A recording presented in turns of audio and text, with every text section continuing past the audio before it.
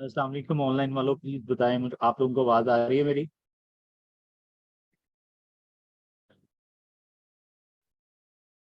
Thank you so much.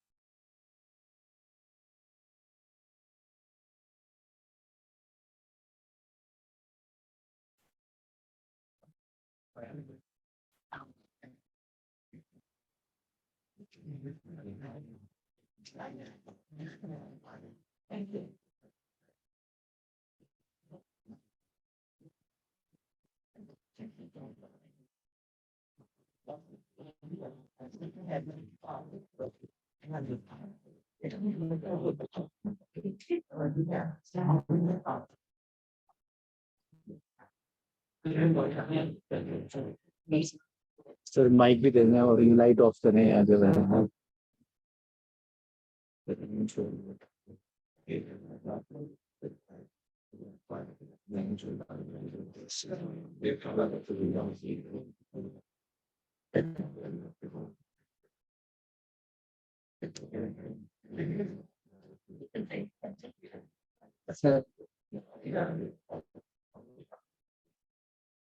अस्सलाम वालेकुम बच्चों, क्या हाल है? ओके यार, हम लोग अभी जो पढ़ रहे हैं वो है फाइनल अकाउंट्स। अच्छा, फाइनल अकाउंट्स हम लोग सिर्फ इतना पढ़ रहे हैं कि हमें फॉर्मेट्स की बेसिक सी अंडरस्टैंडिंग हो जाए। इसके क्वेश्चंस हमने कब करने हैं? जब हम लोग कुछ आईएफआरएस और आईएसएस पढ़ लेंगे। होता ये है कि एक आपको ट्रायल बैलेंस गिवन होता है। क्या गिवन होगा?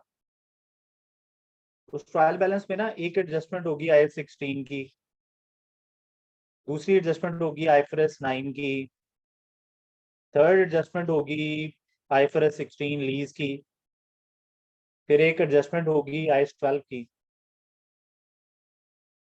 तो इस तरह एडजस्टमेंट्स होंगी और फिर हमें फाइनेंशियल स्टेटमेंट्स बनानी पड़ेंगी। अब बच्चे तो हैं नहीं कि ट्रायल बैलेंस दूं और सीधा सीधा पोस्टिंग करते फिरें। तो इस वजह से एक भाई है ऑनलाइन में, वो पूछ रहे हैं कि सर प्रैक्टिस करनी है हमने। तो प्रैक्टिस कब करनी है हमने? जब कुछ 4 से 5 स्टैंडर्ड्स हम पढ़ चुके होंगे, तब हम फाइनल अकाउंट की प्रैक्टिस करेंगे। अभी हमने बेसिक सा आइडिया लिया है कि चीजें कौन सी किधर जाती। क्या ये बात क्लियर है? ऑनलाइन वाले भाई, आपका मसला सॉल्व हुआ?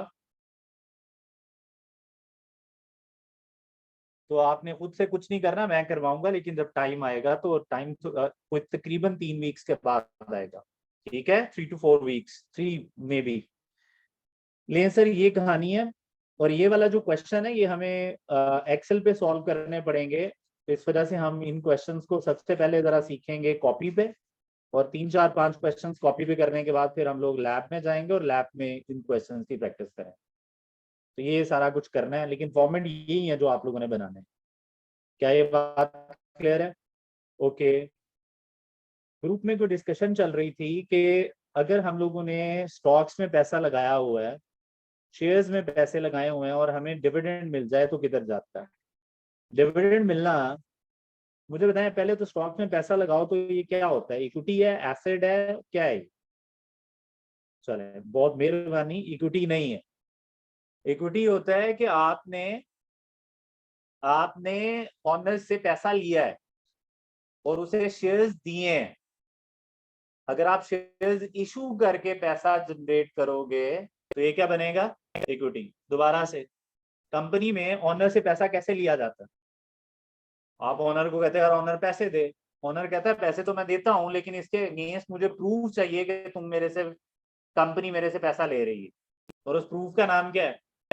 शेयर्स। तो कंपनी को क्या देने पड़ते हैं? शेयर्स देने पड़ते हैं। फर्क समझो। जी सर, अगर हमने शेयर्स इशू कर दिए हैं और ऑनर से पैसा ले लिया है तो ये इक्विटी है। अब मुझे बताएं, पैसा लिया है या दिया है ऑनर को? लिया है। तो जब आप किसी से पैसा लेते हैं तो उसके अगेंस्ट आपको उसको रिटर्न देना पड़ता है। इस रिटर्न का नाम है डिविडेंड पेड। क्या नाम है? दोबारा बोलो। डिविडेंड। तो डिविडेंड पे किसको करते हैं हम लोग? ऑनर्स को। दोबारा, डिविडेंड पे किसे करते हैं? ऑनर्स को। दोबारा से शुरू करते हैं। मैंने ऑनर से पैसा जनरेट करना है तो मैं क्या करूंगा? उससे शेयर्स, और जो पैसा आएगा वो इक्विटी है। अब जब आप किसी से पैसा ले लोगे तो उसे कुछ ना कुछ तो रिटर्न, कुछ एक्स्ट्रा अमाउंट तो वापस करनी है। क्या ये बात क्लियर है? तो जो हम उसे पैसा देंगे वो डिविडेंड पेड होगा। क्या होगा वो? दोबारा बोलो, यहां तक सारे साथ हैं? गुड। अब मुझे बताएं डिविडेंड पे किन्हें किया जाता है? ऑनर्स को। डिविडेंड पे किन्हें किया जाता है? डिविडेंड पे किन्हें किया जाता है? ऑनर्स के साथ आप जितनी ट्रांजैक्शंस भी करते हैं उनके लिए सिर्फ एक ही स्टेटमेंट है, which is statement of changes in equity. क्या नाम है? स्टेटमेंट ऑफ, ये वाली, ये लास्ट क्लास में हमने पढ़ी हुई थी। इसका फॉर्मेट सिर्फ मैंने डिस्कस नहीं किया था, लेकिन एक्चुअली मैं सारी चीजें पढ़ा चुका हूँ। सर ऑनर्स को शेयर्स दिए, पैसा आया, statement of changes in equity में। ऑनर्स को कल को डिविडेंड्स पे करोगे, चेंजेस इन इक्विटी। और बोनस इशू दोगे, राइट इशू करोगे, चेंजेस इन इक्विटी। ऑनर के साथ कोई भी अगर ट्रांजैक्शन होगी तो उसके लिए कौन सी स्टेटमेंट बनी हुई है? तो एज अ ऑनर अगर मैंने जानना है कि इस साल ऑनर्स के साथ कंपनी ने कितनी ट्रांजैक्शन की हैं, तो मुझे कौन सी स्टेटमेंट पे जाके देख लेना चाहिए? Statement of changes in equity. यहां तक सारे साथ हैं? बोलो दोबारा, ये ओके है? कंपनी अगर शेयर्स इशू करेगी तो किसको करेगी? ऑनर्स को। अगर कंपनी शेयर्स इशू करेगी तो किसको ऑनर शेयर करेगी? ऑनर्स को। यहां तक साथ है?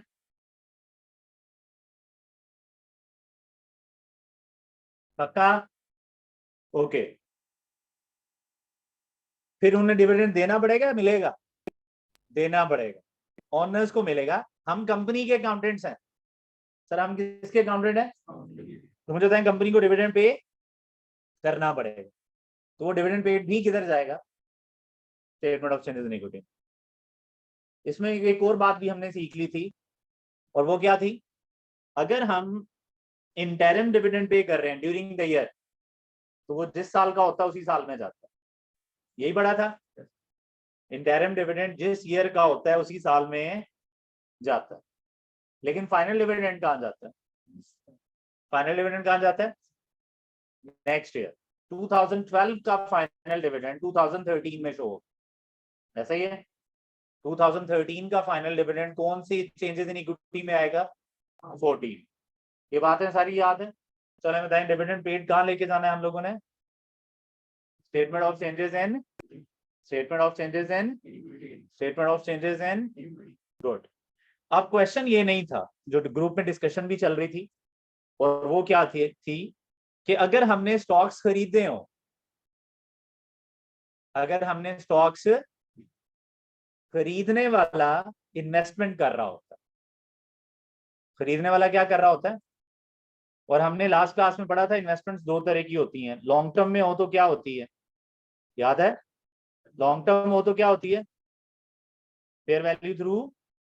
और अगर शॉर्ट टर्म हो तो fair value through P and L. याद है? शेयर्स को खरीदना, सर किसको खरीदना? शेयर्स खरीदना मतलब, शेयर्स बाय करना मतलब इन्वेस्टमेंट्स, यानी कि एसेट्स। ये एसेट्स हैं भाई आपके, ये इन्वेस्टमेंट्स हैं, और ये एसेट्स हैं आपके। तो मुझे बताएंगे एसेट्स के ऊपर रिटर्न चेंजेस इन इक्विटी में जाएगा? आंसर है नहीं, वर्ड है changes in equity. Changes in equity का मतलब क्या है? इक्विटी में चेंजेस, इक्विटी मतलब ऑनर के साथ ट्रांजेक्शन। तो सर यहां पे अगर आप लोग शेयर्स बाय करते हैं, तो शेयर्स बाय करने वाले को क्या होगा? डिविडेंड्स मिलेंगे। तो अगर कंपनी शेयर्स बाय कर ले तो कंपनी को डिविडेंड मिलेगा, और ये जो डिविडेंड मिलेगा ये एक एसेट ने इनकम जनरेट कराई है, और ये इनकम स्टेटमेंट में ही जाएगी। और ये रियलाइज्ड इनकम है या अनरियलाइज्ड है? पैसा मिलना रियलाइज्ड, और रियलाइज्ड चीजें किधर जाती हैं?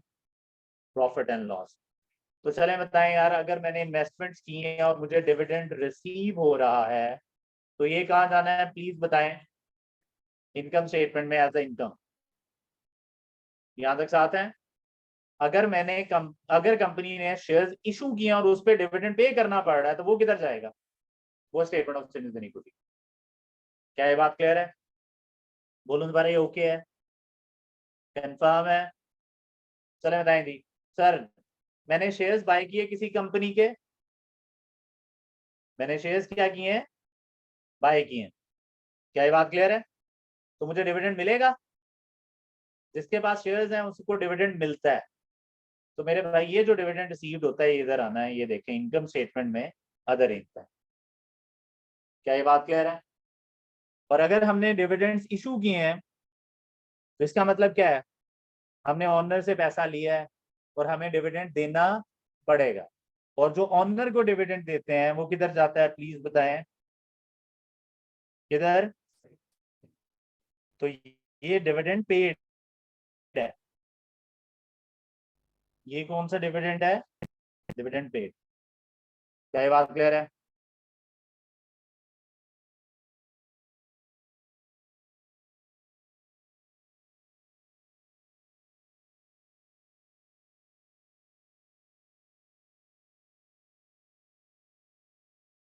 और किसी का कोई क्वेश्चन है तो प्लीज पूछे।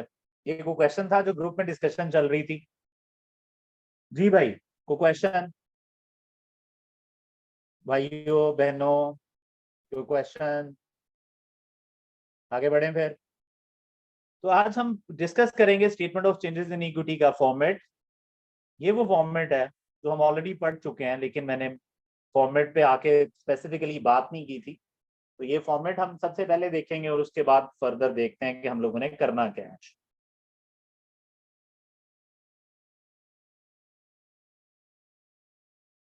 ओके यार बच्चों,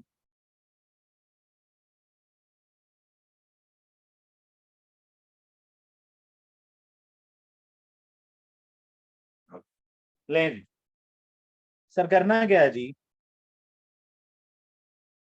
सर ये था statement of changes in equity, company name, statement of changes in equity for the year ended. Sir सबसे पहले ओपनिंग बैलेंसेस आएंगे, शेयर कैपिटल का ओपनिंग बैलेंस, शेयर प्रीमियम का opening balance, revaluation reserve, other equity reserve, retained earning.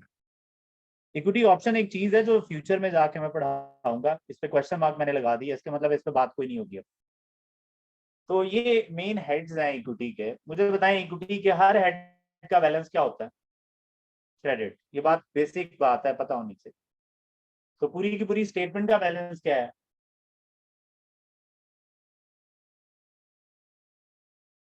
Credit की चीज को बढ़ाने के लिए क्या करना पड़ता है? बढ़ाने के लिए क्रेडिट करना पड़ता है, और कम करने के लिए? बिल्कुल ठीक है। सर फिर हम लोगों ने सीखा था कि फ्रॉड्स दो तरह के होते हैं। इसकी डिटेल डिस्कशन IS 8 में होनी है जाके। IS 8 में। जी सर, फ्रॉड्स दो तरह के होते हैं, बताएं जी कौन कौन से फ्रॉड्स होते हैं? एक प्रीवियस ईयर फ्रॉड होता है और एक करंट ईयर फ्रॉड होता है। प्रीवियस ईयर फ्रॉड क्या है? फ्रॉड पिछले साल हुआ था, पता हमें इस साल चला है, तो ये फ्रॉड, फ्रॉड मतलब नुकसान, एक्सपेंस। ये नुकसान, ये एक्सपेंस इस साल की पीएनएल में नहीं जाएगा, क्योंकि पीएनएल बनती है फॉर द ईयर। तो ये साल का है ही नहीं। डिस्कवर इस साल हुआ है लेकिन इस साल का है ही नहीं, तो फिर मुझे क्या करना चाहिए? तो मुझे ये रिटेन अर्निंग में से माइनस करना चाहिए। अब कुछ लोग कहेंगे रिटेन अर्निंग में क्यों? क्योंकि ये पिछले साल का एक्सपेंस था, पिछले साल के पैट में जाना चाहिए था, नहीं गया, पता ही नहीं था। तो इसका मतलब पिछले साल का पैट ओवर स्टेटेड था, वो पैट रिटेन अर्निंग्स में आता है, रिटेन अर्निंग्स ओवर स्टेटेड है। क्या ये बात क्लियर है? तो जब रिटेन अर्निंग्स ओवर स्टेटेड है तो इसका मतलब क्या है? इसका मतलब ये है कि रिटेन अर्निंग्स को कम करो। तो प्रीवियस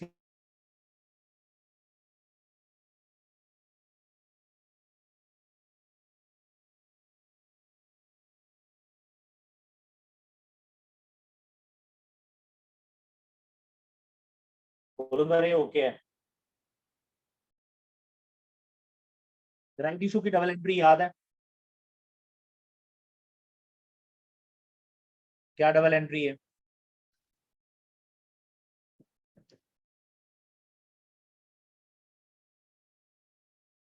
मेरा भाई बताएगा क्या डबल एंट्री है। जी। ओके जी, debit cash, credit share capital and credit share premium. Cash asset है, बैलेंस शीट में चला जाएगा, एसेट्स बैलेंस शीट में जाते हैं, लेकिन शेयर कैपिटल और शेयर प्रीमियम इधर आ जाएंगे। क्रेडिट है तो ये इधर आके ऐड हो, ऐसा ही है। फिर हम लोगों ने सीखा था कि एक बोनस इशू होता है। क्या होता है जी? ग्लासेस वाले भाई, बोनस इशू की डबल एंट्री क्या होती है जी? लास्ट क्लास में थे आप? थोड़ा सा प्लीज खड़े हो जाते हो अपनी सीट इधर ही और रिवाइज करना शुरू करते हो। Thank you so much. Please, मैंने लास्ट क्लास में पढ़ाया था, रिवाइज करो। ग्लासेस वाले भाई जी, क्या डबल एंट्री है? आप बोलें। शेयर प्रीमियम अगर ना हो तो क्या करेंगे? गुड, शाबाश। थोड़ा थोड़ा सा रिवाइज करो, जब याद हो जाए तो हाथ फेस करना, मैं आपको बोलूंगा, सुन के बताऊंगा, बैठ जाओ। ओके यार, ये लास्ट पे तीन भाई बैठे हुए हैं तो तीनों बातें कर रहे हैं, तीनों खड़े हो। मास्क वाले भाई भी, ये वाले। यार भाई, प्रॉफिट आफ्टर टैक्स किधर जाएगा? पैड रिटेनिंग में जाएगा। बैठ जा। यार भाई, बोनस इशू की डबल एंट्री क्या है? राइट इशू की डबल एंट्री क्या है?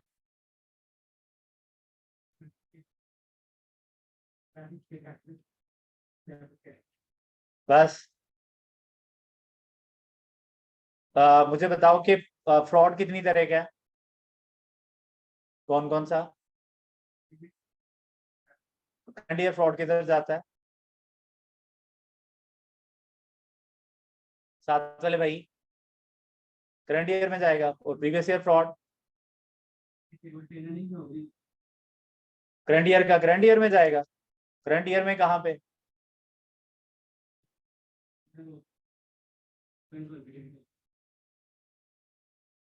डिविडेंड की एंट्री क्या होती है?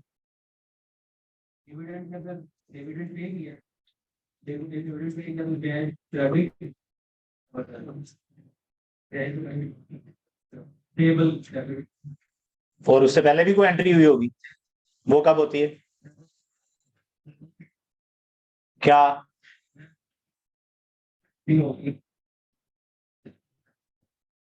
Table, credit table, debit dividend. वो डिविडेंड किधर जाएगा? डिविडेंड किधर जाएगा?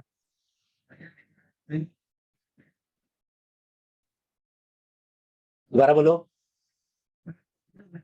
हाँ, तो पीएनएल में चला जाएगा।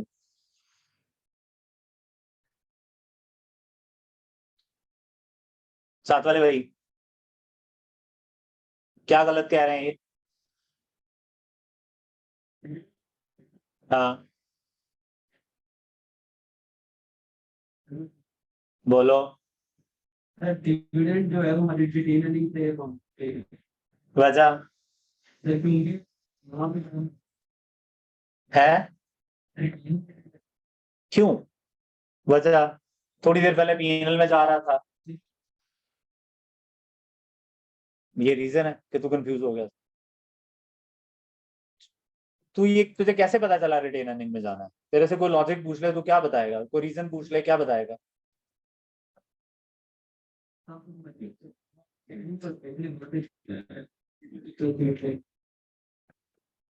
साथ वाले भाई,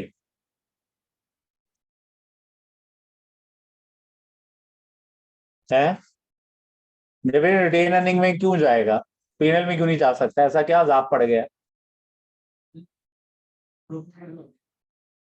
आप ना बोलें, साथ वाले भाई।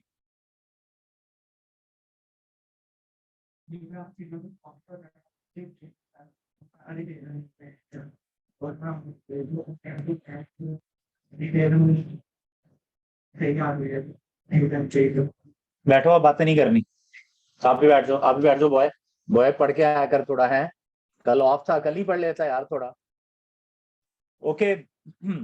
जी सर, डिविडेंड क्यों जाएगा रिटेन अर्निंग में? पीएनएल में क्यों नहीं जा सकता? जो डिविडेंड आप पे करते हैं, ऑनर के साथ कोई भी ट्रांजैक्शन होगी वो चेंजेस इन इक्विटी में जाएगी। डिविडेंड जो आप पे करते हैं, ऑनर्स को पे करते हैं। डिविडेंड किसे पे करते हैं? तो ऑनर को जो भी पे करेंगे वो किधर जाएगा? तो ये पीएनएल में क्यों नहीं जा सकता? क्योंकि ऑनर के साथ ट्रांजेक्शन। चेंजेस इन इक्विटी में क्यों आएगा? क्योंकि ऑनर के साथ है। ऑनर के साथ जो भी ट्रांजैक्शंस होती हैं उसके लिए कौन सी स्टेटमेंट है? Changes in equity. कौन सी स्टेटमेंट है? क्या ये बात क्लियर है? पक्की बात है? कंफर्म है? लें जी। सर बिल्कुल ठीक जी। बोनस इशू की डबल एंट्री होती है, डेबिट शेयर प्रीमियम तो माइनस करेंगे शेयर प्रीमियम में से और ऐड किधर कर देंगे? शेयर कैपिटल, क्योंकि क्रेडिट हो रहा होता है। अगर अगर अगर शेयर प्रीमियम कम पड़ जाए या हो ही ना तो डेबिट किससे करते हैं फिर? तो फिर ऑब्वियसली रिटेन अर्निंग में से माइनस कर देंगे डेबिट की एंट्री। क्या ये बात क्लियर है? फिर सर टोटल कॉम्प्रिहेंसिव इनकम को मैं एंड पे बात करूंगा। जो डिविडेंड आप पे करते हैं वो रिटेन अर्निंग में से लेस होना है। क्यों? क्योंकि ऑनर्स के साथ ट्रांजैक्शन है। ऑनर को जो आप देते हैं वो एक्सपेंस नहीं होता बिजनेस का, वो डिस्ट्रीब्यूशन ऑफ प्रॉफिट्स होते हैं। तो ऑर्डिनरी डिविडेंड, आप मुझे बताएं कौन कौन सा डिविडेंड आएगा इस साल? दो तरह के डिविडेंड्स होते हैं, इंटरम एंड इंटरम इसी साल का आएगा और फाइनल पिछले साल का। इंटरम करंट ईयर का, final of previous year, final of previous year. क्या ये बात क्लियर है? बोलो दोबारा, ये ओके है? कंफर्म है? पक्की बात है? कंफर्म है? What is next now? अब जरा ये बात अंडरस्टैंड कर। यहां तक सारे साथ हैं? ओके। फिर ये क्या कहानी थी, इसके बारे में अभी मैंने कोई बात नहीं की, शायद की भी हो, मैं मुझे याद नहीं है। फाइनली आपके पास क्लोजिंग बैलेंसेस आ गए। अब मैं इसको फाइनल करने लगा हूं। फाइनल सुनना है जरा। सर इसमें आती है चेंजेस इन इक्विटी, और इक्विटी में चेंजेस दो वजह से होती है। बताएं इक्विटी में चेंजेस कितनी वजह से होती है? एक कि ऑनर आप सबको कुछ दे या कुछ ले। अगर ऑनर आपको पैसे दे जा रहा है और इन्वेस्ट करी जा रहा है तो इक्विटी बढ़ती जा रही है, ऑनर की इन्वेस्टमेंट बढ़ रही है मतलब इक्विटी बढ़ रही है। और अगर ऑनर पैसे विड्रॉ करना शुरू कर दे in the form of dividends तो इक्विटी क्या होती है? तो पहले ये बात क्लियर करो कि इक्विटी चेंज होती है दो रीजंस की वजह से, और पहली रीजन है ऑनर के साथ ट्रांसफर। ऑनर और पैसा लगा दे बिजनेस में, कैपिटल बढ़ गया, इक्विटी बढ़ गई। ऑनर पैसे विड्रॉ कर ले, इक्विटी कम होगी। तो वो स्टेटमेंट सारी, वो सारी ट्रांजेक्शन भी इधर आती हैं, वो सारी ट्रांजेक्शन भी आगे। दूसरा, कंपनी ने अर्न करके कुछ ना कुछ इक्विटी को बढ़ाया, कम किया। अगर कंपनी ने अर्न किया है तो इक्विटी बढ़ी होगी, और अगर कंपनी ने नुकसान किया है, लॉस किया है, तो इक्विटी क्या होनी है? कम। जो कंपनी अर्न करती है ना उसे कहते हैं टोटल कॉम्प्रिहेंसिव इनकम। उसे क्या कहते हैं?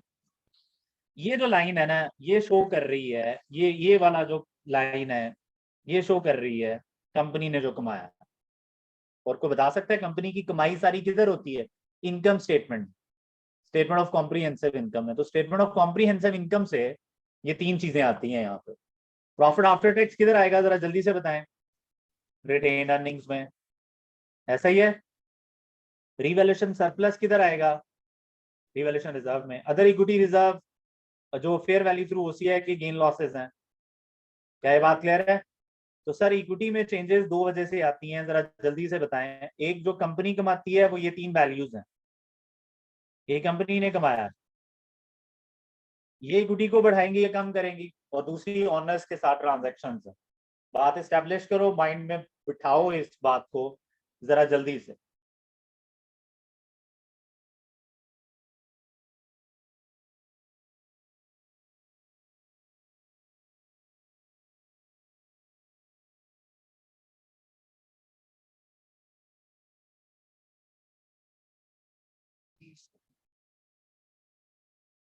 इक्विटी में चेंजेस कितनी वजह से आती है?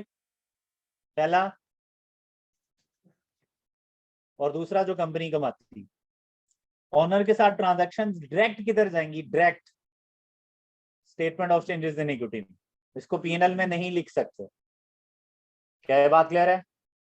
और जो कंपनी कमाती है वो इनकम स्टेटमेंट के फाइनल रिजल्ट्स हैं। Income statement, P&L, OCI, statement of comprehensive income, जो बोलना बोलो, इनके फाइनल वैल्यूज हैं। फाइनल वैल्यूज भी इक्विटी को जाके इंक्रीज या डिक्रीज करते हैं। प्रॉफिट्स होंगे तो इंक्रीज, लॉसेस होंगे तो, ये दो चीजें आती हैं इक्विटी में, और ये दोनों की दोनों चीजें statement of change in equity में दिखाते हैं। एज ए ऑनर अगर मैंने ये जानना हो कि कंपनी में मेरा स्टेक बढ़ा है, कम हुआ है, क्या हुआ है, तो मुझे कौन सी स्टेटमेंट को जाके और से देख लेना चाहिए? Changes in equity. इससे मुझे ये क्लैरिटी आ जाएगी कि हमारा जो इक्विटी है वो बढ़ रही है, कम हो रही है। क्या यहाँ तक साथ हैं आप? आगे बढ़े। नेक्स्ट क्या करना है जी हम लोगों ने? कुछ क्वेश्चंस किए थे हम लोगों ने, राइट और बोनस इशू की प्रैक्टिस। इसमें सबसे इंपॉर्टेंट बात क्या थी भला, जल्दी से बताएं जरा।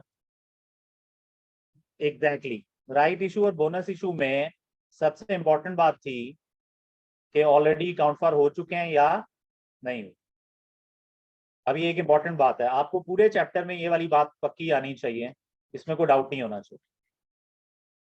अभी तक जो सबसे इंपॉर्टेंट बात पड़ी है वो यही है कि राइट इशू अगर ऑलरेडी अकाउंट फॉर हुए हो तो कैसे डील करते हैं?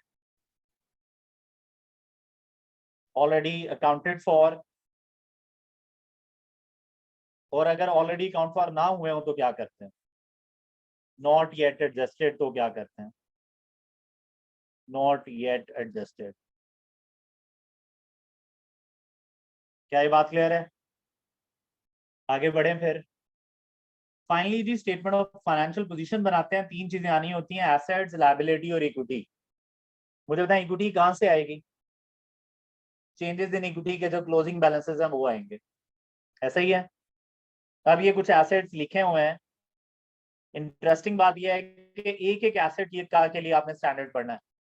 अभी मैं नंबर्स लिखूंगा सिर्फ आइडिया देने के लिए, आप लोगों को कुछ भी लिखने की जरूरत नहीं है। एसेट्स दो तरह के होते हैं, कुछ नॉन करंट कुछ करंट, ऐसा ही है। गुड। सबसे पहला नॉन करंट एसेट है प्रॉपर्टी प्लान एंड इक्विपमेंट, ये हमारा पहला स्टैंडर्ड है जो हमने पढ़ना है, I16। इसका मतलब है हमारे हमें I16 सिखाएगा कि इधर क्या आना है। देन इन्वेस्टमेंट प्रॉपर्टी, प्रॉपर्टी में पैसा इन्वेस्ट किया हुआ आपने, ये बात क्लियर है? इन्वेस्टमेंट प्रॉपर्टी मतलब IS40, ये दूसरा स्टैंडर्ड है जो हमने पढ़ना। इनटेंजिबल एसेट्स, ऐसे एसेट्स जिनकी फिजिकल एग्जिस्टेंस नहीं है, ये एक स्टैंडर्ड है जो थोड़ा लेट पढ़ेंगे हम लोग, IS38। फाइनेंशियल एसेट्स मतलब इन्वेस्टमेंट्स, मतलब शेयर्स बाय किए हुए हैं आपने। क्या बाय किए हुए हैं? तो अगर आपने शेयर्स बाय किए हो तो इसका नाम क्या रखा हुआ है हम लोगों ने? फाइनेंशियल एसेट्स या इन्वेस्टमेंट्स। मैंने शेयर्स बाय किए हुए हैं, ये मेरा एसेट है, ये बात क्लियर है? और कंपनी शेयर्स इशू करती है इक्विटी जनरेट करने के लिए। इशू में और बाय में फर्क है। बाय करने वाला कहता है मैंने इन्वेस्ट किया है, इशू करने वाला कहता है मैंने इक्विटी रेज की है। क्या ये बात क्लियर है? इक्विटी रेज करने वाला चेंजेस इन इक्विटी में लिख रहा होगा, उस पर वो डिविडेंड पे करेगा, चेंजेस इन इक्विटी में लिखेगा। लेकिन जो बाय कर रहा है वो अपने एसेट्स में लिख रहा होगा इस इन्वेस्टमेंट, और जो डिविडेंड रिसीव होगा वो किधर जाएगा? P&L में, अदर इनकम। यहां तक सारे साथ है। फाइनेंशियल एसेट्स पे हमने एक स्टैंडर्ड पढ़ना है IFRS 9, ये तीसरा स्टैंडर्ड है जो हम पढ़ेंगे। मतलब पहला ये स्टैंडर्ड है, दूसरा 40 है, फिर तीसरे नंबर पे हमने IFRS 9 पढ़ना है। यहाँ तक सारे साथ हैं। Then we have biological assets, biological assets मतलब जिंदा एसेट्स जिनमें लाइफ है। इसका मतलब है अगर किसी का डेयरी फॉर्म है तो उसमें जितनी भी भैंसे हैं, गायें हैं, सारे के सारे, ये बात क्लियर है? अगर किसी के पास बागात है तो जितने भी पौधे हैं वहां पे, तो वो सारे के सारे living animals and living plants, जिंदा जानवर और जिंदा पौधे। इस पे भी हमने एक स्टैंडर्ड पढ़ना है जी, IS41। और ये हमारे सिलेबस के पार्ट है ऑलरेडी। तो कितने स्टैंडर्ड्स हैं जो आप नॉन करंट एसेट्स को लेके पढ़ेंगे? देन करंट एसेट्स है IS2। रिसीवेबल्स पे IFRS 9 नहीं लगता है, इसके अलहदा से नहीं लिख रहा। प्री पेमेंट्स पे कोई स्टैंडर्ड नहीं है। Non current assets held for sale पे, एक नॉन करेंट एसेट जिसके बारे में आप ये सोचते हैं कि बहुत जल्द बेच देना है। अब एक बहुत जल्द बेच देना है तो ये नॉन करेंट तो नहीं रहना चाहिए, ये किधर आ जाना चाहिए? तो नॉन करेंट से कब निकालना है, कैसे, कितनी वैल्यू, ये सारे डिसीजन हम IFRS 5 में लेंगे। क्या यहाँ तक साथ हैं? और फिर कैश एंड बैंक है, कैश एंड बैंक पे IFRS 9 ही है बेसिकली। क्या यहाँ तक साथ?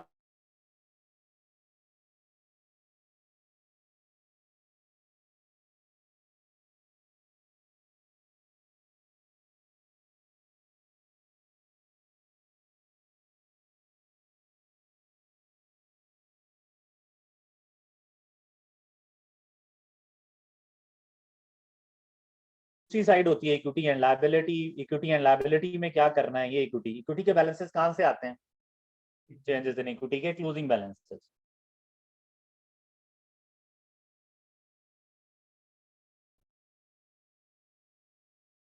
चेंजेस इन इक्विटी के देखें यही है, share capital, share premium, movement पता है, कंफर्म है, ओके। कैप वाले भाई, नाम क्या आपका? सुफियान भाई, मुझे सिर्फ ये बताएं, जब आपको सामने जब रिटेन अर्निंग का वर्ड आता है तो आपके माइंड में क्या बातें आती हैं? गुड। पहली बात सुफियान के माइंड में रिटेन अर्निंग का सुन के ही आता है कि ये प्रॉफिट आफ्टर टैक्स जितने भी साल कंपनी ने कमाए वो सारे इकट्ठे होके इधर पड़े हैं। गुड। दूसरी बात क्या आती है भाई?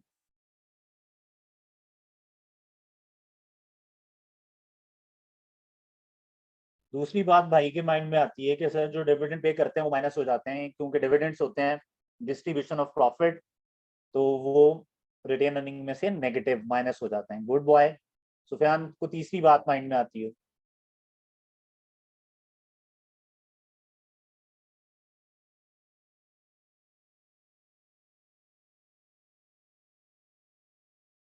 नहीं, साथ वाले भाई को तीसरी बात माइंड में आती है, दो बातें तो भाई ने कर दी हैं। Sorry, fair value through OCA वाले तो नहीं इधर आते, रिटेन अर्निंग में नहीं आते, वो अदर इक्विटी रिजर्व में जाते हैं। और मेरा भाई, शाबाश। रिवैल्यूएशन रिजर्व भी इधर नहीं आते बॉय, इनके तो हेड्स ही अलग हैं। ये जरा देख इक्विटी में क्या क्या लिखा हुआ है, नजर आ रहा है, विजिबल है? तो आप तो दूसरी चीजों के नाम लेना शुरू हो गए हो। ऑनलाइन में से एक भाई कह रहे हैं प्रीवियस ईयर फ्रॉड भी आते हैं। आते हैं, बिल्कुल सही कह रहे हैं। ऑनलाइन में से एक भाई कहते हैं जनरल रिजर्व की तरफ भी थोड़ी सी अमाउंट ट्रांसफर करते हैं, लेकिन मैंने ये बताया था कि यहाँ पे ज्यादा पूछता नहीं है, तो इसलिए मैं ज्यादा ये वाली बातें नहीं करूंगा। क्या ठीक ही रहे हैं। और फिर ओपनिंग और क्लोजिंग बैलेंस होता है। क्या ये बात क्लियर है? तो ये बातें बिल्कुल ठीक है, माइंड में होनी चाहिए। अगर कोई रिटेन अर्निंग की बात करे तो आप एक अच्छे बच्चे के माइंड में ये आना चाहिए। क्या आना चाहिए एक अच्छे बच्चे के माइंड में? अच्छे बच्चे के माइंड में ये आना चाहिए, opening balance, previous year fraud, ये लास्ट क्लास में हमने इस पे बातें की थी, ये लें, profit after tax, dividend paid. Dividend paid कौन सा भला? Interim of current year, final of previous year. और ये मेजर चीजें हैं, एक दो और भी हैं, उन पे मैंने ज्यादा बात नहीं की। जनरल रिजर्व को ट्रांसफर ये माइंड में आना चाहिए। एक अच्छा बच्चा ये है, एवरेज बच्चा तो देख ही लिया तुम लोगों ने। क्या ये बात क्लियर है? बोलो दोबारा, ये ओके है? यहाँ तक हम साथ हैं, आगे बढ़े? गुड। जी सर, कभी कभार बोनस इशू भी इधर आ जाएगा, कभी कभार। कब? जब शेयर प्रीमियम की नहीं होगा, या जब वो कहेगा रिटेन अर्निंग से बोनस इशू किया है तो डेबिट रिटेन अर्निंग हो जाएंगे। अब ये बातें माइंड में होनी चाहिए, ये है लर्निंग, यहाँ से जो सीख के निकलना है। यहाँ तक सारे साथ हैं? इक्विटी के बैलेंसेस हैं, इक्विटी की साइड क्रेडिट साइड है, डेबिट साइड है? Credit side. यहाँ पे डेबिट का मतलब क्या होगा? कम होना। और क्रेडिट का मतलब क्या होगा? ऐड होना। यहाँ तक हम साथ हैं? Long term liabilities, short term liabilities, पता कैसे चलता है लाइबिलिटी लॉन्ग टर्म है या शॉर्ट टर्म है? प्लीज बताएं। एक साल से ज्यादा हो तो, और एक साल से पहले पहले या एक साल में पे करना हो तो। काम की बात बताता है चलूं। अगर एक एमसीक्यूज हो और वहां पे दो लाइंस लिखी हो, पहली लाइन हो कि ऐसी लाइबिलिटीज जो एक साल के अंदर अंदर पे होंगी वो शॉर्ट टर्म है, एक लाइन। दूसरी लाइन लिखी हुई है ऐसी लाइबिलिटीज जो एक ऑपरेटिंग साइकिल में पे हो वो शॉर्ट टर्म है। तो इन दोनों में ए और बी में से चूज करना है आपने कि सही लाइन क्या है। पहले वाली क्या है कि अगर आपने कोई liability with in a year पे करनी है तो वो शॉर्ट टर्म है, और दूसरी है अगर कोई लायबिलिटी एक ऑपरेटिंग साइकिल में आपने पे करनी है तो वो शॉर्ट टर्म है। तो 1 और 2 में से ट्रू क्या है? जी बिल्कुल बी वाली ट्रू है, ये 1 ईयर नहीं है, ठीक है, ऑपरेटिंग साइकिल। हाँ, अगर ऑपरेटिंग साइकिल की बदतमीजी उसने नहीं बोली हुई तो फिर 1 ईयर ठीक। अगर उसने उसका दिल किया कि मैं बच्चे के साथ इस बात पे लड़ना चाहता हूँ कि शॉर्ट टर्म वो लायबिलिटी होती है जो आने वाले साल में पे हो या विद इन ऑपरेटिंग साइकिल पे हो, तो वो ज्यादा अच्छा वर्ड क्या है? Operating cycle. ऑपरेटिंग साइकिल किसे कहते हैं? चीज को खरीद के उसको बेच के पैसे आने तक का टाइम जो होता है, ये क्या कहलाता है? Operating cycle. खरीदने से लेके फाइनली फिर बेचना, बेच के उससे फाइनली पैसे आना, ये जो बीच का टाइम होता है इसको कहते हैं ऑपरेटिंग साइकिल। क्या यहां तक साथ है? 1 ईयर बाय कन्वेंशन है, उसकी वजह यह है कि किसी का ऑपरेटिंग साइकिल 4 माह का है, किसी का 6 माह का, किसी का 2 दिन का, किसी का शायद 1.5 साल का। तो इसलिए अकाउंटेंट्स क्या कर लेते हैं, बाय कन्वेंशन क्या देते हैं, 1 साल 1 साल 1 साल। लेकिन सही वर्ड क्या है? Operating cycle. क्या ये बात क्लियर है? अब भाई बहरहाल ये बात बस वैसे ही पता होनी चाहिए, कहीं एमसीक्यूज में अगर 1 साल और ऑपरेटिंग साइकिल की लड़ाई हुई तो आपने किसको टिक करना है। तो ये तो सिर्फ इस बात के लिए इंपॉर्टेंट है। एक और बात जो मैं सिखाना चाह रहा हूँ वो क्या है, वो करते हैं बात, लेकिन सबसे पहले ये सीख लेंगे यहाँ पे आएगा क्या क्या। लॉन्ग टर्म लायबिलिटीज में लोन लिया होगा वो आएगा। लोन जब लेते हैं ना आप, तो एज ए एविडेंस आप अगली पार्टी को एक स्टैम्प पेपर पे लिख के देते हैं कि मैं तेरे से उधार ले रहा हूँ। क्या ये बात क्लियर है? क्या स्टैम्प पेपर पे लिख के देते हैं कि मैं तुमसे उधार ले रहा हूँ? क्या ये बात क्लियर है? कंफर्म है? पक्की बात है? आगे बढ़े हैं।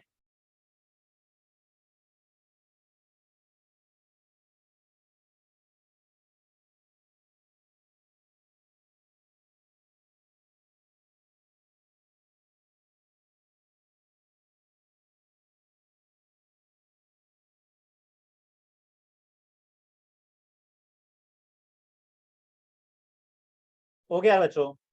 अब क्या क्या करना है हम लोगों ने? सर, तो सर मुझे बताएं आपने क्या करना होता है?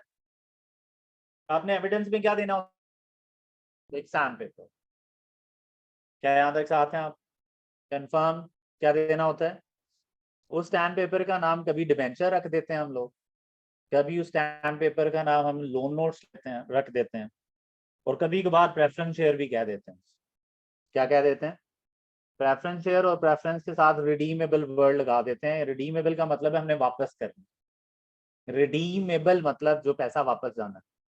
तो sir loan, debentures, preference shares, आपने एक स्टैम्प पेपर लोगों को दे के जो पैसा जनरेट किया है उसे हम लायबिलिटी कहते हैं, और ये लायबिलिटी इधर है। अब मुझे एक बात जरा समझ सुन के बताना मुझे, इस लायबिलिटी से भी आप ये जो लायबिलिटीज हैं, ये जो लोन्स हैं, ये जो डिबेंचर्स हैं, ये आप पैसा लोगों से ले रहे हैं, उधार ले रहे हैं। इस उधार पे भी आपको एक रिटर्न देना पड़ता है। कभी उसका नाम इंटरेस्ट होता है और कभी उसका नाम प्रेफरेंस डिविडेंड होता है। मुझे बताएं कि इनका इंटरेस्ट और इनका डिविडेंड की कोई जगह है चेंजेस इन इक्विटी में? वजह बताओ क्यों नहीं है? ऑनर नहीं है, ऑनर नहीं है। लोन नोट्स वाले जो पैसा देते हैं ऑनर नहीं कहलाते, हम कहते हैं भाई तू हमारा लैंडर है। Preference shares, redeemable preference shares वाले भी लैंडर्स ही हैं। अगर इनको आपने कोई डिविडेंड दिया है, प्रेफरेंस डिविडेंड, इनको आप लोगों ने इंटरेस्ट, तो उसकी कोई जगह चेंजेस इन इक्विटी में नहीं है। तो इन शॉर्ट थोड़ा सा जरा अकल करो तो एक बात समझ आएगी कि लायबिलिटीज की वजह से जो खर्च करने पड़ते हैं, जो इनकम्स आती हैं, एसेट्स की वजह से जो खर्चे करने पड़ते हैं और जो इनकम्स आती हैं, इनकी जगह इनकम स्टेटमेंट में है, इनकी जगह चेंजेस इन इक्विटी में नहीं है। क्या ये बात समझ लगी मेरे बच्चे को? एसेट्स और लायबिलिटीज को लेके अगर कोई भी किसी भी किस्म का एक्सपेंस होता है तो वो चेंजेस इन इक्विटी में राइज। इक्विटी को लेके अगर कोई पंगा है वो किधर जाना है? Changes in equity. क्या बात क्लियर है? कंफर्म? तो इसका मतलब है हम दो बातें कर सकते हैं, ट्रांजैक्शंस विद ओनर्स और transactions with non honours, transaction with and transactions with non honours. तो मुझे बताएं ट्रांजैक्शन विद ऑनर्स किधर जानी है, और जो नॉन ऑनर्स के साथ ट्रांजैक्शन वो प्रॉफिट एंड लॉस में जाते हैं, उनके एक्सपेंस में। क्या ये बात क्लियर है? ये इसलिए बता रहा हूँ कि आगे चल के अगर मैं कभी इक्विटी पे बात कर रहा हूँ और मैं आपको एक ऐसी ट्रांजैक्शन पढ़ा दूं जो आपको समझ नहीं आ रही, तो आप मेरे से पूछे बगैर ही ये जज कर लें कि यार इक्विटी के साथ वालों के साथ ट्रांजैक्शन हो रही हैं, जानी चेंजेस इन इक्विटी में, ये कहीं और नहीं जा सकती। क्या ये बात क्लियर है? पक्का? Thank you. अब आगे चलते हैं जी, आगे क्या कहानी है। साहब हैं वो कह रहे हैं sir, dear sir kindly operating cycle repeat कर दें। काशिफ मैं थोड़ी देर में दोबारा रिपीट करूंगा क्योंकि मैंने अभी लॉन्ग टर्म शॉर्ट टर्म समझाना है, या सारे साथ हैं, मैं रिपीट कर दूंगा। फिर एक होता है deferred tax liability. Deferred tax liability एक ऐसा टैक्स जो बड़ा डिले है, काफी देर बाद पे करना होता है आपने, उसको हम कहते हैं डेफर्ड टैक्स लायबिलिटी। वारंटी की प्रीएम्स के आपने वारंटी कार्ड्स लोगों को दिए हुए हैं कि चीजें ठीक करवा लेना हमसे, कोई मसला आया तो हम ठीक कर देंगे, तो वो वाली liability. Lease liability, lease liability ये है कि आपने गाड़ी लीज पे ली हुई है, घर लीज पे ले लिया आपने, तो उसमें एक लायबिलिटी क्रिएट हुई होती है, वो लॉन्ग टर्म लायबिलिटी होती है। इसी तरह गवर्नमेंट भी कभी कभार आप पे ऊपर एक ग्रांट दे के लायबिलिटी जनरेट कर देते हैं, वो भी उधर देखेंगे। Sir loans, debentures, preference shares पे आईएफआरएस पढ़ना है हमने। सर IAS 12 है, डेफर्ड पे 37 है सर, IFRS 16 है सर, IAS 20 है सर। तो अगर आप और करो तो लायबिलिटी को लेके एक एक स्टैंडर्ड, एक एक लायबिलिटी को लेके एक एक स्टैंडर्ड है जो आपने पढ़ना है। और अगर आप थोड़ा सा और फोकस करोगे तो आपको लगेगा कि ज्यादा जो स्टैंडर्ड्स हैं वो एसेट्स और लायबिलिटीज को लेके हैं। और मैंने आप लोगों को बताया भी था कि बेसिक एलिमेंट जो 5 हैं वो छोटे लेवल पे तो 5 है, लेकिन जैसे जैसे आप बड़े होते जा रहे हैं ये एक्चुअली 5 नहीं है, 2। बेसिक एलिमेंट सिर्फ 2 ही हैं, एक का नाम एसेट है और दूसरे का नाम क्या है। इसीलिए सारे स्टैंडर्ड्स आपको किस पे नजर आ रहे हैं, एसेट्स और लायबिलिटी। क्या ये बात क्लियर है? आगे जी शॉर्ट टर्म लायबिलिटीज में क्या क्या आता है, जो आने वाले माह में पे होनी है या ऑपरेटिंग साइकिल में पे होनी है, इन दोनों में से, इन दोनों में से अगर चूज करना पड़ेगा तो आप क्या चूज करेंगे? अदरवाइज ये ऑल्टरनेटिवली यूज होते हैं। क्या ये बात क्लियर है? अब भाई ट्रेड पेबल्स हैं, लीज लायबिलिटी, ये क्या बात हुई, लीज लायबिलिटी ऊपर भी है लॉन्ग टर्म में, शॉर्ट टर्म में भी है। अब ये क्या कहानी है? सर जो आने वाले 12 माह में लीज की पेमेंट जानी है वो शॉर्ट टर्म, और जो 12 माह के बाद जानी है वो लॉन्ग टर्म। गवर्नमेंट ग्रांट्स भी ऐसे ही हैं, जो आने वाले साल में खत्म हो जाएगी वो शॉर्ट टर्म, जो उससे ऑनवर्ड्स होंगी वो long term. Tax payable, accruals, bank overdrawn, तो ये सारी शॉर्ट टर्म लायबिलिटीज हैं और ये लायबिलिटी की साइड है। आप सबको पता है कि एसेट्स इक्वल किसके होते हैं, assets is equal to equity plus liabilities, और यही बैलेंस शीट है, इसीलिए इसे बैलेंस शीट कहते हैं, ये बैलेंस होती है हमेशा, क्योंकि डेबिट के अगेंस्ट हमेशा क्या होता है, क्रेडिट होता है और इक्वल अमाउंट का होता है। क्या ये बात क्लियर है? एक ऑनलाइन वाले और भाई हैं वो कह रहे हैं sir loan, debenture, preferences repeat कर सकते हैं प्लीज, क्लियर नहीं हुआ। बिल्कुल कर सकते हैं जी, करेंगे क्लियर, यहाँ तक सारे साथ हैं। लेकिन अब 2 क्वेश्चंस हैं जिनका मैंने आंसर करना है, लेकिन इनका आंसर खुद ही से क्लियर हो जाएगा। मैंने एक बात एक्सप्लेन करनी है, मैं उस एक्सप्लेनेशन पे जा रहा हूँ। अगर आप लोगों के माइंड में कोई क्वेश्चन है तो प्लीज पूछते जाएं। है कोई क्वेश्चन? जी भाई।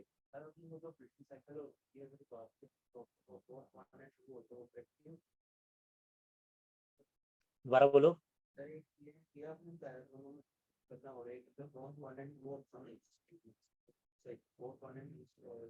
हाँ, और कोई जी? जी मेरा बच्चा।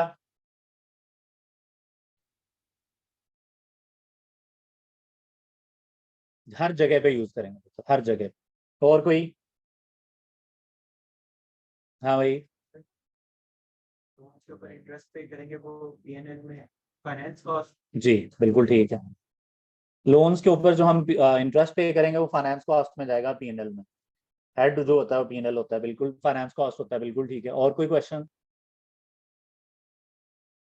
यार अगर कोई बातें बुतें करना चाहता है ना तो मतलब जैसे पीछे 2-4 लोग बैठे हैं बातें कर रहे हैं, मुझे यकीन करो मुझे बिल्कुल भी परेशानी नहीं होती अगर आप बातें कर, तो मैं आपको बिल्कुल भी रोकूंगा नहीं, अनलेस कि आप बिल्कुल पहली पहली लाइन में बैठे हो मेरे तक आवाज आ रही। लेकिन बस मैं जब देखूंगा बातें कर रहे हैं तो मैं ना कुछ सुनना शुरू कर दूंगा, वो आपको आना चाहिए। अगर वो आपको आता है तो आप सारा दिन चाहे बातें कर रहे हो, चाहे इधर कार्ड्स खेलना शुरू करो, मैं भी बीच में आके खेलना शुरू कर, समझ लगी बात। तो अगर आप लोग बातें कर रहे हैं तो मेक श्योर कि आपको चीजें आती हैं जितनी भी मैं पढ़ा चुका हूँ। क्लियर है? Okay ji.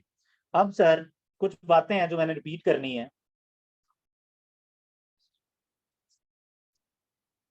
Sir let's understand जी कि अब हम लोगों ने रिपीट क्या करना है। अब मैं कुछ बातें समझाऊंगा आप लोगों को, इसमें जितने भी क्वेश्चन से बचोंगे वो भी क्लियर हो जाएंगे, तो प्लीज जरा बात समझनी है। स्टार्ट करें जी। ओके। अच्छा, ये जो डिस्कशन है ना, ये लॉन्ग टर्म और शॉर्ट टर्म लायबिलिटीज को स्प्लिट करने की, और कुछ ऐसी एग्जांपल्स जो कि नॉर्मली हमें पता ही नहीं होता कि लॉन्ग टर्म है शॉर्ट टर्म है, मैं कुछ इस तरह की एग्जांपल्स लेके आऊंगा। क्या लेके आऊंगा? कुछ एग्जांपल जो हमें नॉर्मली हमें हमें हमें पता ही नहीं होता कि ये वाली बातें भी स्टैंडर्ड में है। क्या ये बात क्लियर है?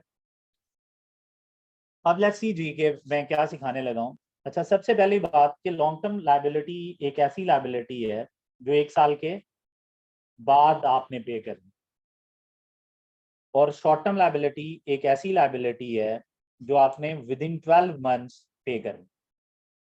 यहाँ तक साथ है मेरे? तो बताएं शॉर्ट टर्म लायबिलिटी क्या है? Payable with in 12 months, payable with in. और लॉन्ग टर्म लायबिलिटी क्या है? Payable after 12। समटाइम्स लायबिलिटीज होती हैं जो थोड़ी थोड़ी हर साल पे हो रही होती हैं, मतलब आने वाले साल में भी पे होना है, फिर सेकंड में भी, फिर थर्ड में भी, फिर फोर्थ में।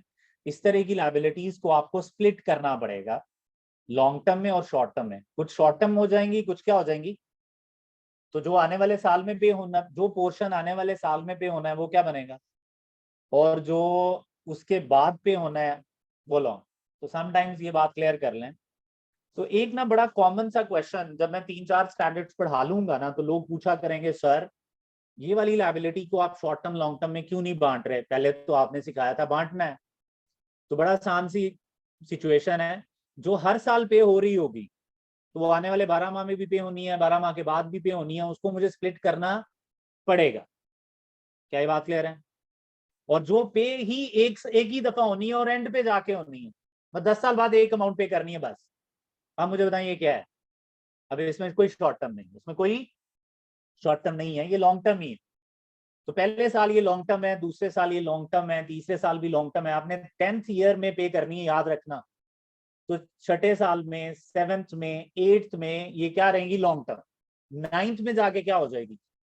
तो एक लायबिलिटी जो वन ऑफ पेमेंट होती है जिन लायबिलिटीज की, वो या लॉन्ग टर्म है, या उनमें ये डिबेट नहीं है कि कुछ लॉन्ग टर्म कुछ शॉर्ट टर्म, उसको पोर्शन करने की जरूरत नहीं है। लेकिन जो हर साल पे होंगी वो क्या है, वो अपोर्शन करने पड़े। लीज की जो लायबिलिटी है ना, लीज की जो कौन सी लायबिलिटी है, लीज इंस्टॉलमेंट्स आपको मंथली बेसिस पे करनी पड़ती हैं, क्वार्टरली बेसिस पे, एनुअल बेसिस पे। तो क्योंकि अब बार बार पे कर रहे होते हैं तो इसलिए लीज लायबिलिटी को आपको स्प्लिट करना पड़ेगा। जब भी मैं आपको लीज का स्टैंडर्ड पढ़ाऊंगा, सर हर हर चीज पे स्टैंडर्ड है ये याद रखना। तो जब भी मैं आपको लीज का स्टैंडर्ड पढ़ाऊंगा तो क्या होगा जरा जल्दी से बताएं, आपको स्प्लिट करना पड़ेगा। लेकिन मैं पढ़ा रहा हूँ लोन, एक ऐसा लोन जो 5 साल बाद पे ऑफ होना है, 4 साल बाद, 10 साल बाद, 20 साल बाद, इसमें स्प्लिट नहीं होगा। क्या यहाँ तक सारे साथ हैं?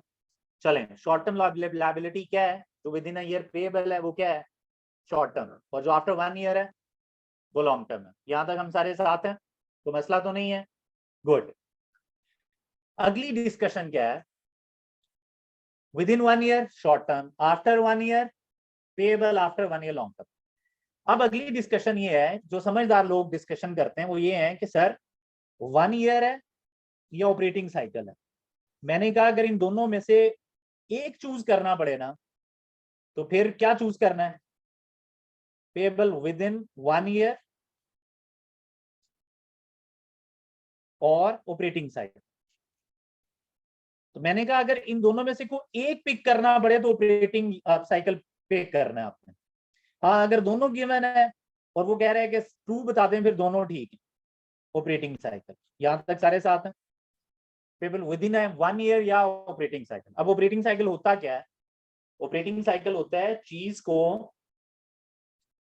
खरीदने से लेके बेचने तक का टाइम, और फिर सम टाइम ना आप उधार पे बेचते हैं, तो अगर आप उधार पे बेचते हैं तो उनसे पैसा आने तक का टाइम।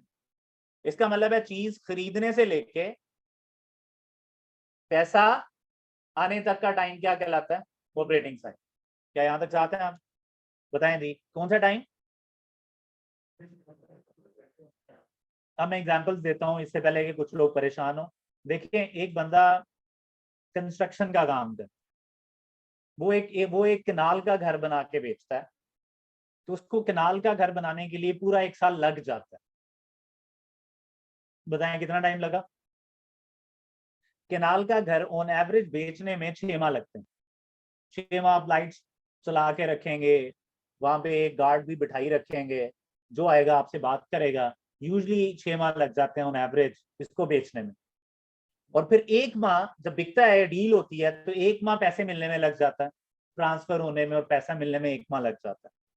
इसका मतलब ये है कि ये जो केनाल का घर बना के बेचने वाला भाई है, इसके बिजनेस का जो साइकिल है, जो बिजनेस साइकिल है या ऑपरेटिंग साइकिल है, वो 1 साल बनाने में लग गया, 6 माह बेचने में लग गया और 1 माह पैसे आने में लग गया। तो 1 साल 7 मंथ्स का इसका ऑपरेटिंग साइकिल। बताएं कितनी देर का ऑपरेटिंग साइकिल है?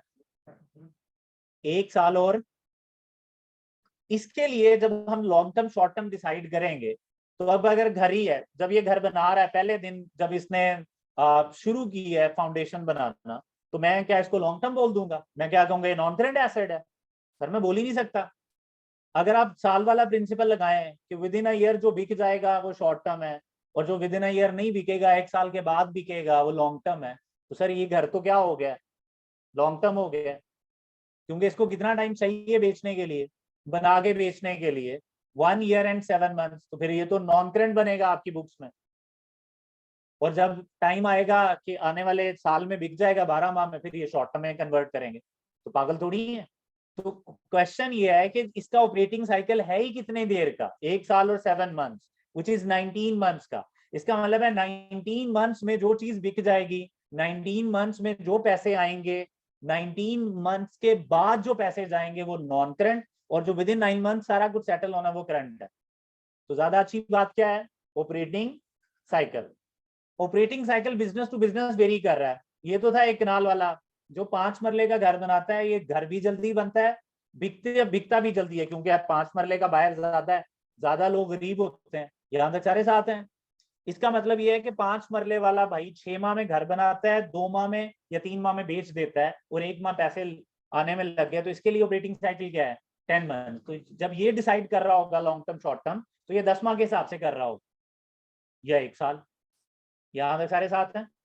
तो सर ऑपरेटिंग साइकिल बेसिक जो आपकी जो क्लासिफिकेशन है वो किस बेसिस पे होती है? Operating cycle. सर अगर आप एक प्लाजा बना रहे हैं और उस प्लाजा को बनाने में 3 साल लगेंगे और बेचने में साल लगेगा और पैसे आने में 6 माह लगेंगे, इसका मतलब ये है कि आपका ऑपरेटिंग साइकिल 3.5 साल का है।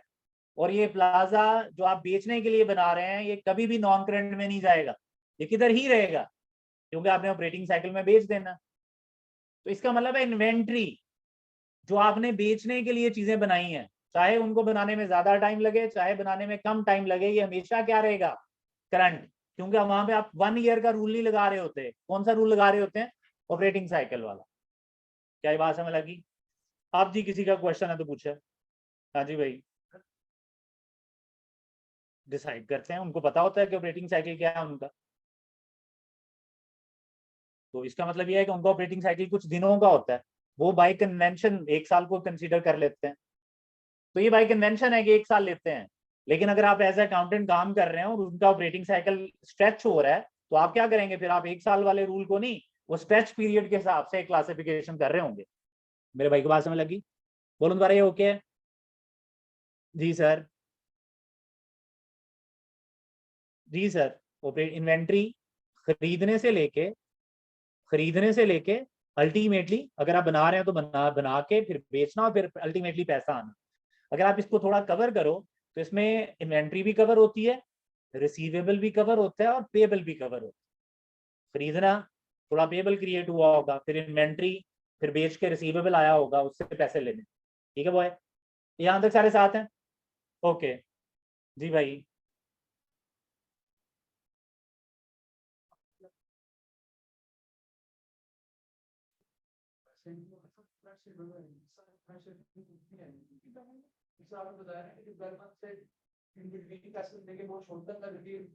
जो बात करेंगे लॉन्ग टर्म कंपनी का जो क्रेडिट साइकिल है वही डिसाइड करता है क्या है क्या।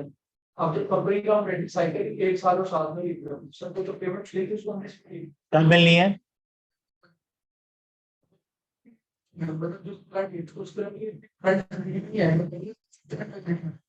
यहाँ तक सारे साथ हैं?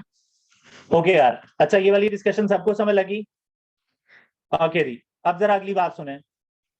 अब आ जाए जी जरा, मेरा ये टॉपिक था ही नहीं, ये तो लोगों ने पूछना शुरू कर दिया, रिपीट करते हैं तो मैं इस पे बात करना शुरू हो गया हूँ।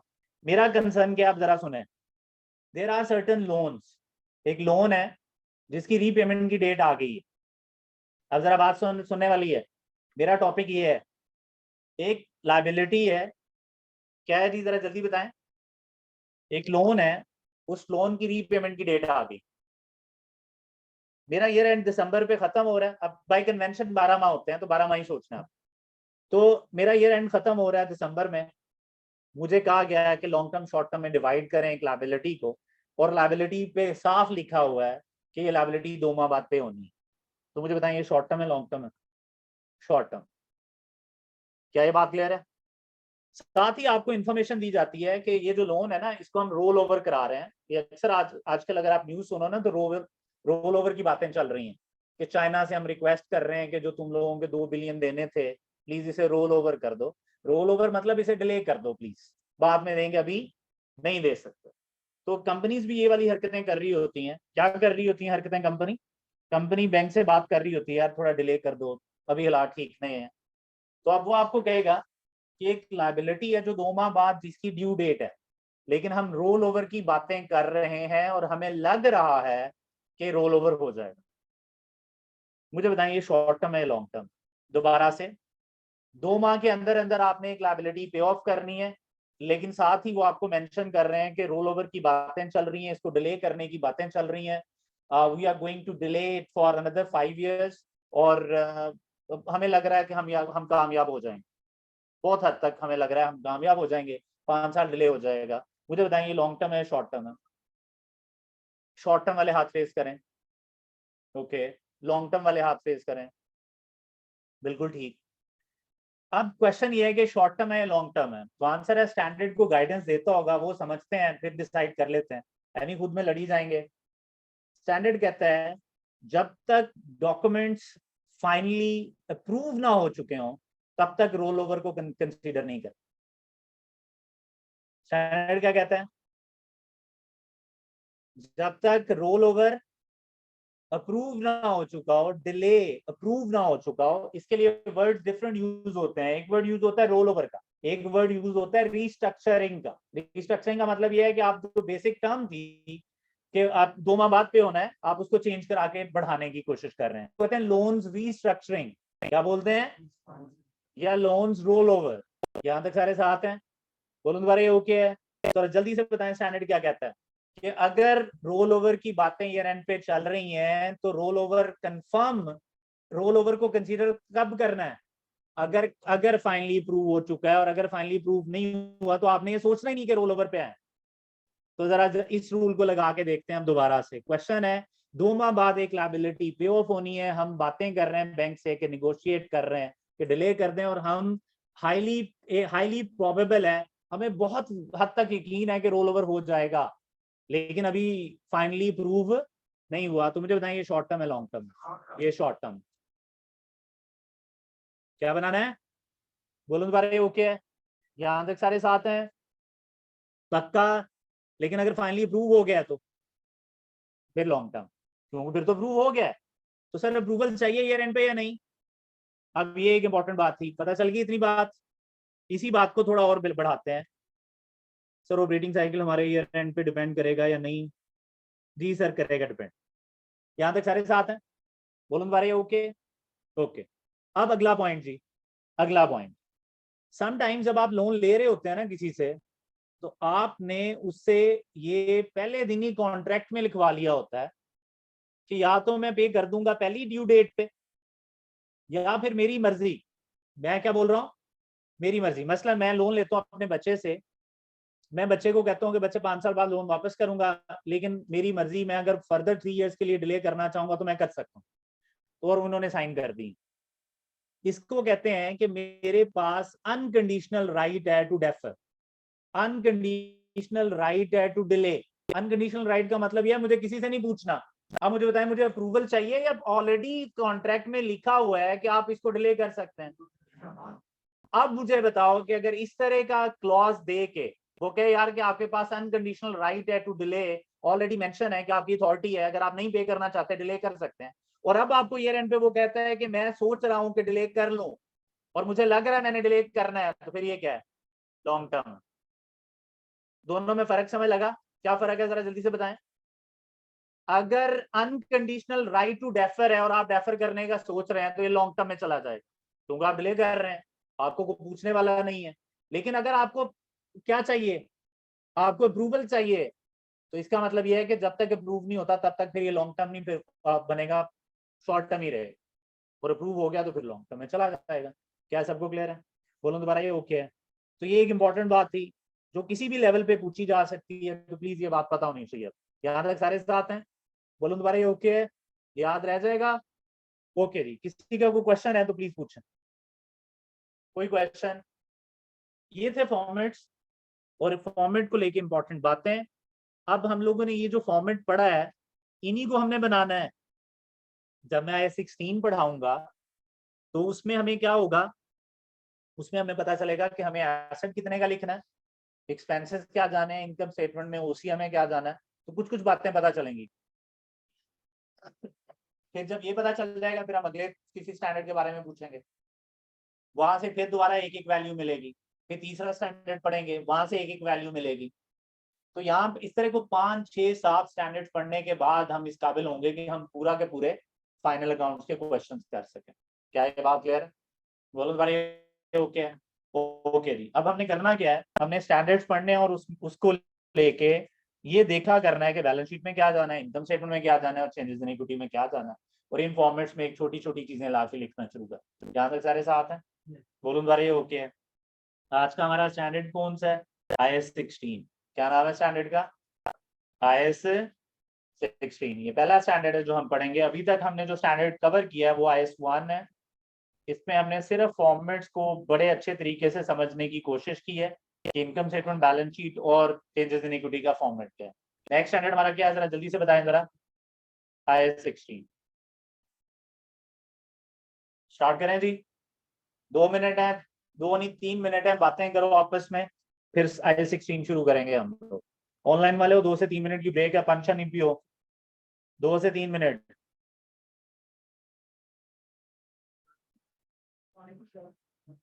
शाहूद साहब हैं जी ऑनलाइन में? नहीं जी, पानी लेके बैठा करो इधर, पानी नहीं पीने जा सकता कोई।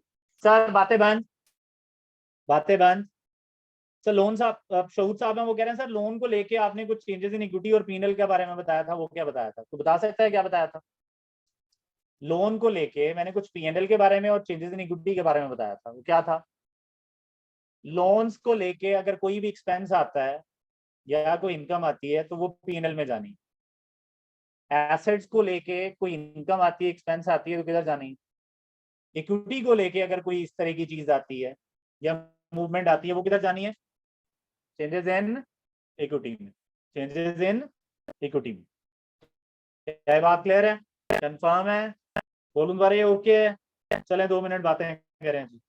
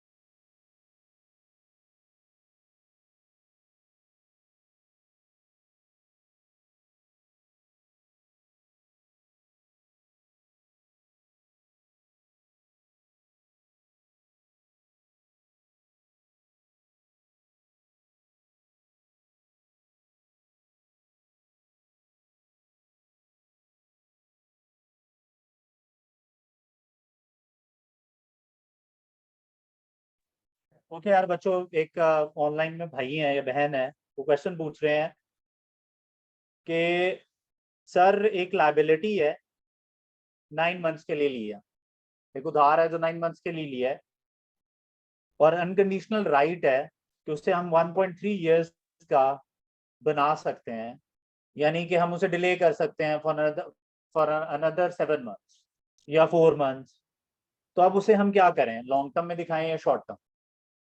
तो आंसर बड़ा आसान सा है। ईयर एंड पे जब आप शॉर्ट टर्म लॉन्ग टर्म में डिवाइड कर रहे हैं तो आप वहां से देखेंगे कि आपके इरादे क्या हैं, क्योंकि अनकंडीशनल राइट है ना, तो ये हमारी मर्जी पे है।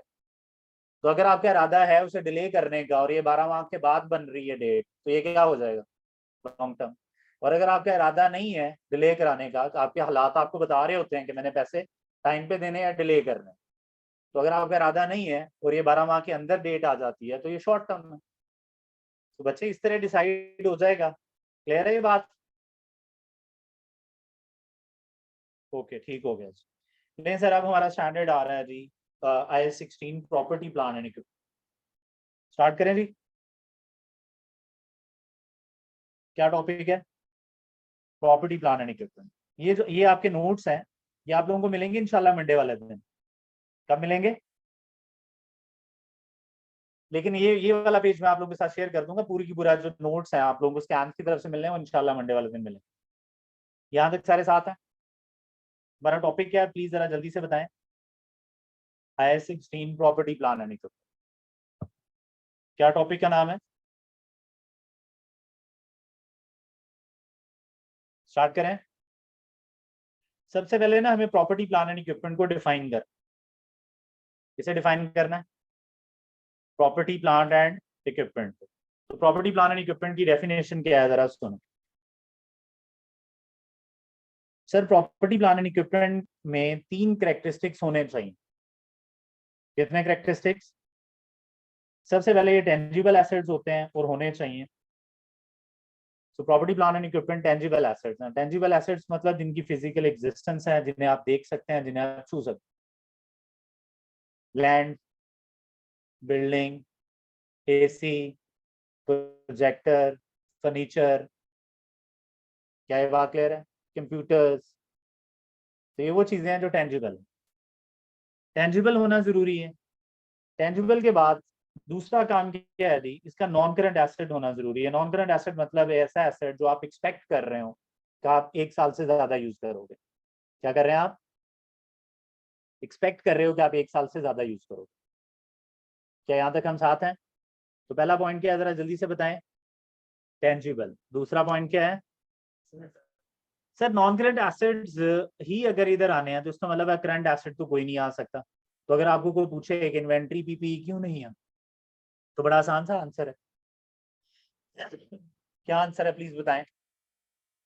इन्वेंट्री करंट एसेट है, और current assets property plan and equipment नहीं हो सकते। तो जरा जल्दी से बताएं क्या फीचर्स हैं। Tangible and non current asset, यहाँ तक साथ हैं? आगे what is next now? Sir tangible हो, नॉन करंट एसेट्स हो, और तीसरा फीचर ये है कि हेल्ड फॉर यूज हो। समटाइम्स आपने प्रॉपर्टीज ली होती हैं यूज के लिए नहीं, सेल के लिए। समटाइम्स आपने प्रॉपर्टीज ली होती हैं रेंट पे देने के लिए। वो कह रहा है कि नहीं, यूज के लिए चीजें। क्या ये बात क्लियर है? तो यार है कि एक फर्नीचर की शॉप वाले भाई के पास जो फर्नीचर पड़ा हुआ है, वो उसके पास 2 तरह का फर्नीचर पड़ा हुआ है। एक वो चेयर टेबल जिसके ऊपर बैठ के वो डीलिंग करता है, और ये इसने सोच के रखा हुआ है 5 साल यूज करे। ये जो फर्नीचर है ना उसके पास, अगर आप इसको जरा देखें तो ये टेंजिबल है, नॉन करंट भी है, और यूज के लिए पड़ा हुआ है। तो जिसपे बैठ के वो कस्टमर्स को डील करता है वो बन जाएगा प्रॉपर्टी प्लान।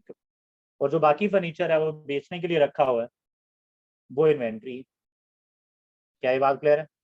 बोलूं दोबारा, ये ओके है? तो tangible, non current assets and held for use, ये क्या है जी? ये फीचर्स हैं प्रॉपर्टी प्लांट एंड इक्विपमेंट के। क्या ये बात क्लियर है? आगे बढ़े जी बच्चे।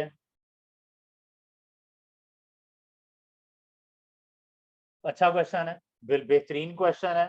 तो अगर उसने सोचा हुआ है कि 2 साल पहले यूज करेगा और फिर बेच देगा, तो पहले 2 साल ये क्या है, और जैसे ही ये सोचेगा कि बेचने के लिए लगाओ यार इसको, पॉलिश पुलिश करो, तो जैसे ही पॉलिश होना शुरू हो जाएगा तो किधर चला जाएगा, इन्वेंट्री में। ठीक है पुत्र, और किसी का क्वेश्चन? नहीं, उसका रेगुलर बिजनेस है कि वो फर्नीचर्स बेचता है। तो जब रेगुलर बिजनेस वाला ये हरकत करेगा तो पहले प्रॉपर्टी प्लान एंड इक्विपमेंट किस में कन्वर्ट होगा, इन्वेंट्री में, और फिर इन्वेंट्री बिकेगी। क्या ये बात क्लियर है? लेकिन अगर उसका मेन बिजनेस नहीं है और फिर ये डिस्कशन होगी तो फिर ये डायरेक्ट डिस्पोजल ऑफ एसेट्स होगा। इसके बीच में भी एक स्टैंडर्ड आता है एसेट हेल्ड फॉर सेल वाला, लेकिन ज्यादा बस इतना ही है। यहाँ तक सारे साथ हैं? बोलो दोबारा, ये ओके है, कंफर्म?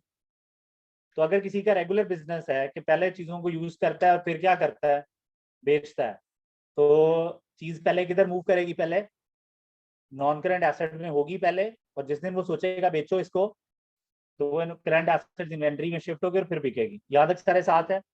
अगर रेगुलर बिजनेस नहीं है तो फिर डायरेक्ट डिस्पोजल की एंट्रीज में जाए। यहाँ तक सारे साथ हैं? जी बिल्कुल जी, ordinary course of business matter. तो सर डेफिनेशन में 3 बातें हैं, तीनों याद हो गई हैं? क्या क्या आप प्लीज बताएं। स्टैंडर्ड ने ये भी बताया कि यूज कहाँ कहाँ, अब ये सुनने वाली बात है। सर स्टैंडर्ड ने ये भी बताया कि कहाँ कहाँ पे यूज हो सकता है। कैंस की एग्जांपल लेते हैं। कोऑर्डिनेशन में पड़ा हुआ फर्नीचर यूज हो रहा है एडमिनिस्ट्रेशन पर्पज के लिए, क्योंकि वो एडमिनिस्ट्रेशन का काम वो कर रहे हैं। क्या ये बात क्लियर है? कोऑर्डिनेशन में पड़ा हुआ फर्नीचर, कोऑर्डिनेशन में पड़े हुए कंप्यूटर्स, कोऑर्डिनेशन में पड़ा हुआ फर्नीचर, एसी, जितना भी इक्विपमेंट वहां पे पड़ा हुआ है, जो लॉन्ग टर्म है, टेंजिबल है, वो सारा का सारा एडमिनिस्ट्रेशन पर्पज के लिए यूज हो रहा है। फ्रंट डेस्क पे जो लोग आपके एडमिशंस करते हैं, जो भी चीजें पड़ी हुई हैं टेंजिबल नॉन करंट, वो यूज हो रही हैं for selling and distribution purpose. वो सर्विस सेल करने की कोशिश कर रहे हैं, तो सेलिंग एंड डिस्ट्रीब्यूशन। क्या बात क्लियर है? फैक्ट्री में यूज होने वाली चीजें पड़ी होती हैं प्रोडक्शन के लिए। किसके लिए सर, जरा जल्दी से बताएं। प्रोडक्शन के लिए। सर प्लीज बताएं किसके लिए? प्रोडक्शन के लिए। किसके लिए? प्रोडक्शन के लिए। नेक्स्ट क्या है जी, जरा please.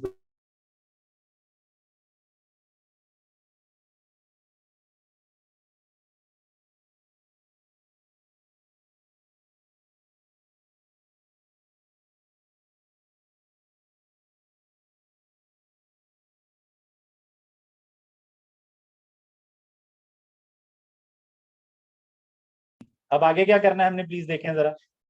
Administration, selling and distribution and production, यहां तक सारे साथ हैं? सर प्रोडक्शन मतलब फैक्ट्री। सर ये मैं प्रोजेक्टर यूज कर रहा हूँ, मैं ये जो प्रोजेक्टर यूज कर रहा हूँ ये किस पर्पज के लिए यूज कर रहा हूँ? आप लोगों को सर्विस प्रोवाइड करने के, आप लोगों को सर्विसेज रेंडर करने के लिए। एसी जो यूज हो रहे हैं आप लोगों को सर्विस प्रोवाइड करने के लिए यूज हो रहे हैं। ये फर्नीचर जिस पे आप बैठे हो ये आपको सर्विसेज रेंडर करने के लिए, सर्विस डिलीवर करने के लिए यूज हो रहे हैं।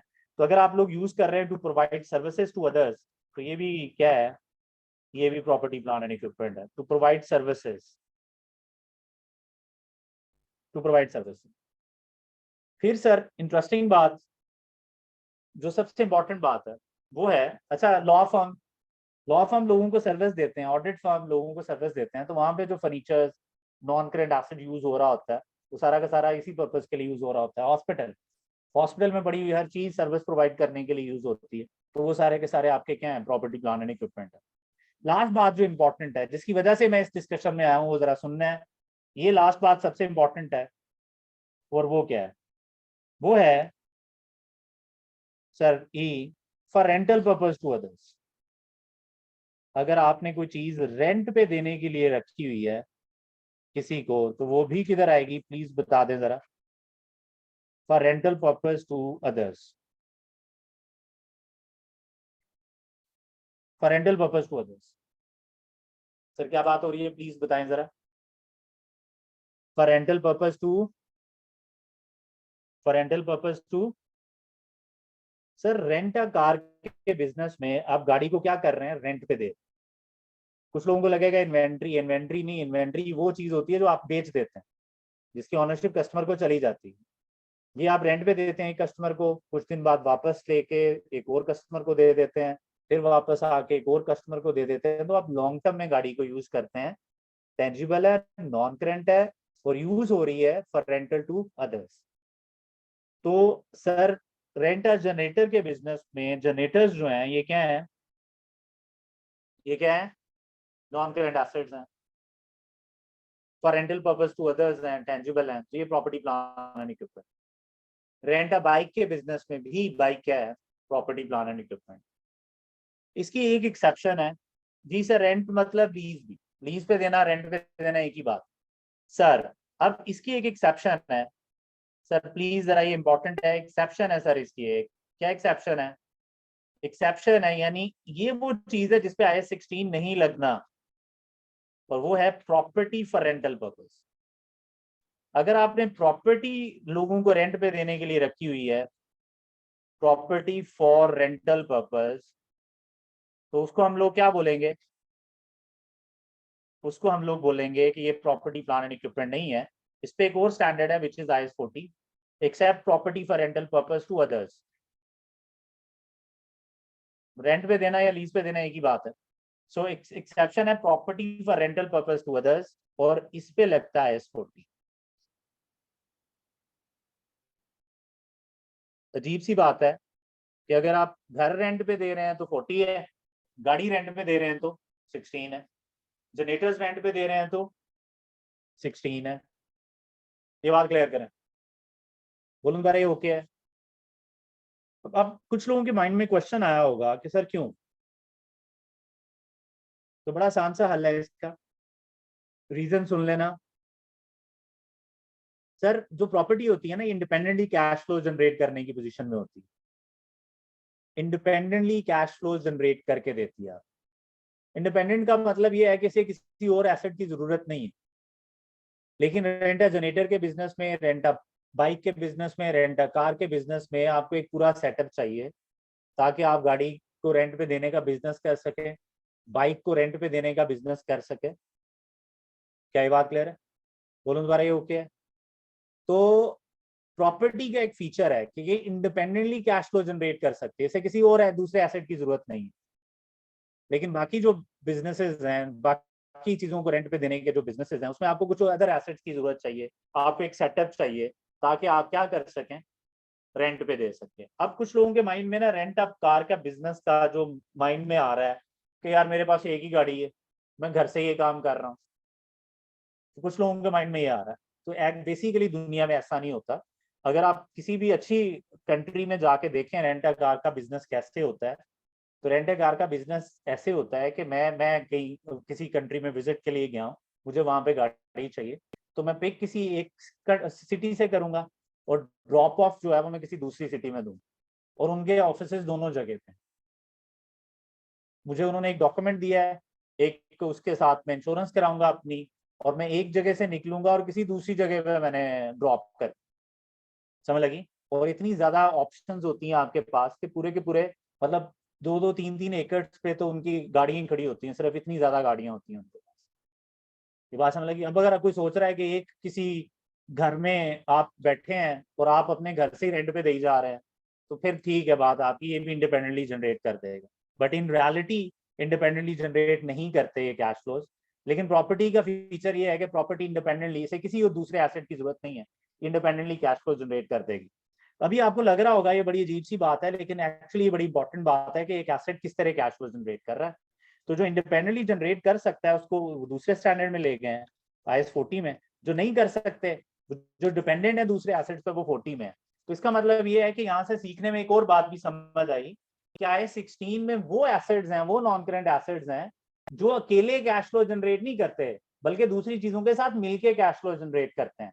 सर ये सिर्फ प्रोजेक्टर कैश फ्लो जनरेट नहीं कर रहा, प्रोजेक्टर चेयर्स के साथ मिलके, एसी के साथ मिलके, इस रूम के स्ट्रक्चर के साथ मिलके, कोऑर्डिनेशन में पड़े हुए एसेट्स के साथ मिलके, फ्रंट डेस्क पे पड़े हुए एसेट्स के साथ मिलके, ये लिफ्ट के साथ मिलके कैश फ्लो जनरेट कर रहा है। तो IAS 16 के एसेट्स के फीचर्स ये हैं कि ये एक दूसरे के ऊपर क्या होते हैं, डिपेंडेंट होते हैं। ये मिलके कैश फ्लो जनरेट करते हैं। और IAS 40 के एसेट्स का फीचर क्या है, जरा जल्दी से बताएं। अकेले इंडिपेंडेंटली कैश फ्लो जनरेट कर सकते हैं। क्या ये बात समझ लगी? कंफर्म है? अभी आप लोग डिपेंडेंट हो अपने घर वालों पे पैसे पूसे को लेके, और इंडिपेंडेंट बंदा और होता है, इंडिपेंडेंट बंदे के डिसीजंस और होते हैं, डिपेंडेंट के डिसीजंस और होते हैं। क्या ये बात समझ लगी? बोलो दोबारा, ये ओके है? मुझे बता, उसी तरह के डिसीजंस आप भी ले रहे हो जिस तरह के गोरे लेते हैं इंडिपेंडेंट होके? नहीं लेते। फर्क है ना? इवन पाकिस्तान में भी जो डिसीजंस मैं ले सकता हूँ इंडिपेंडेंटली, आप ले सकते हैं वो डिसीजंस। तो भाईजान डिसीजंस में फर्क होता है, तो ये कोई आम बात नहीं है, बहुत इंपॉर्टेंट बात है। चलने जल्दी से बताएं, ऐसा क्या था कि इन्वेंट्री रेंट पे दो, सॉरी प्रॉपर्टी रेंट पे दो तो 40 है, और गाड़ी रेंट पे दो तो 16 है? बताएं जल्दी से।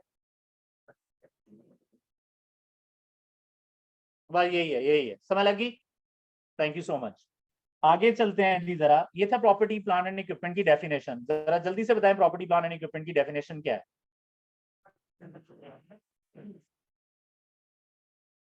सारे क्लियर है? बोलो दोबारा, ये ओके है? इसमें सबसे इंपॉर्टेंट बात आखिरी वाली थी, बाकी तो यूज ही हो रही है ना, कहीं पे भी यूज हो रही है।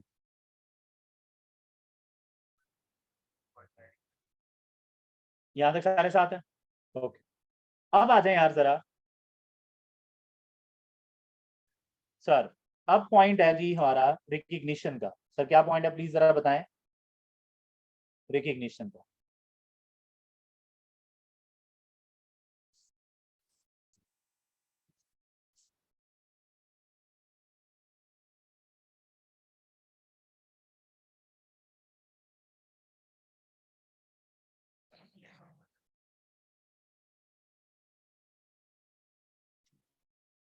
स्टार्ट करें जी।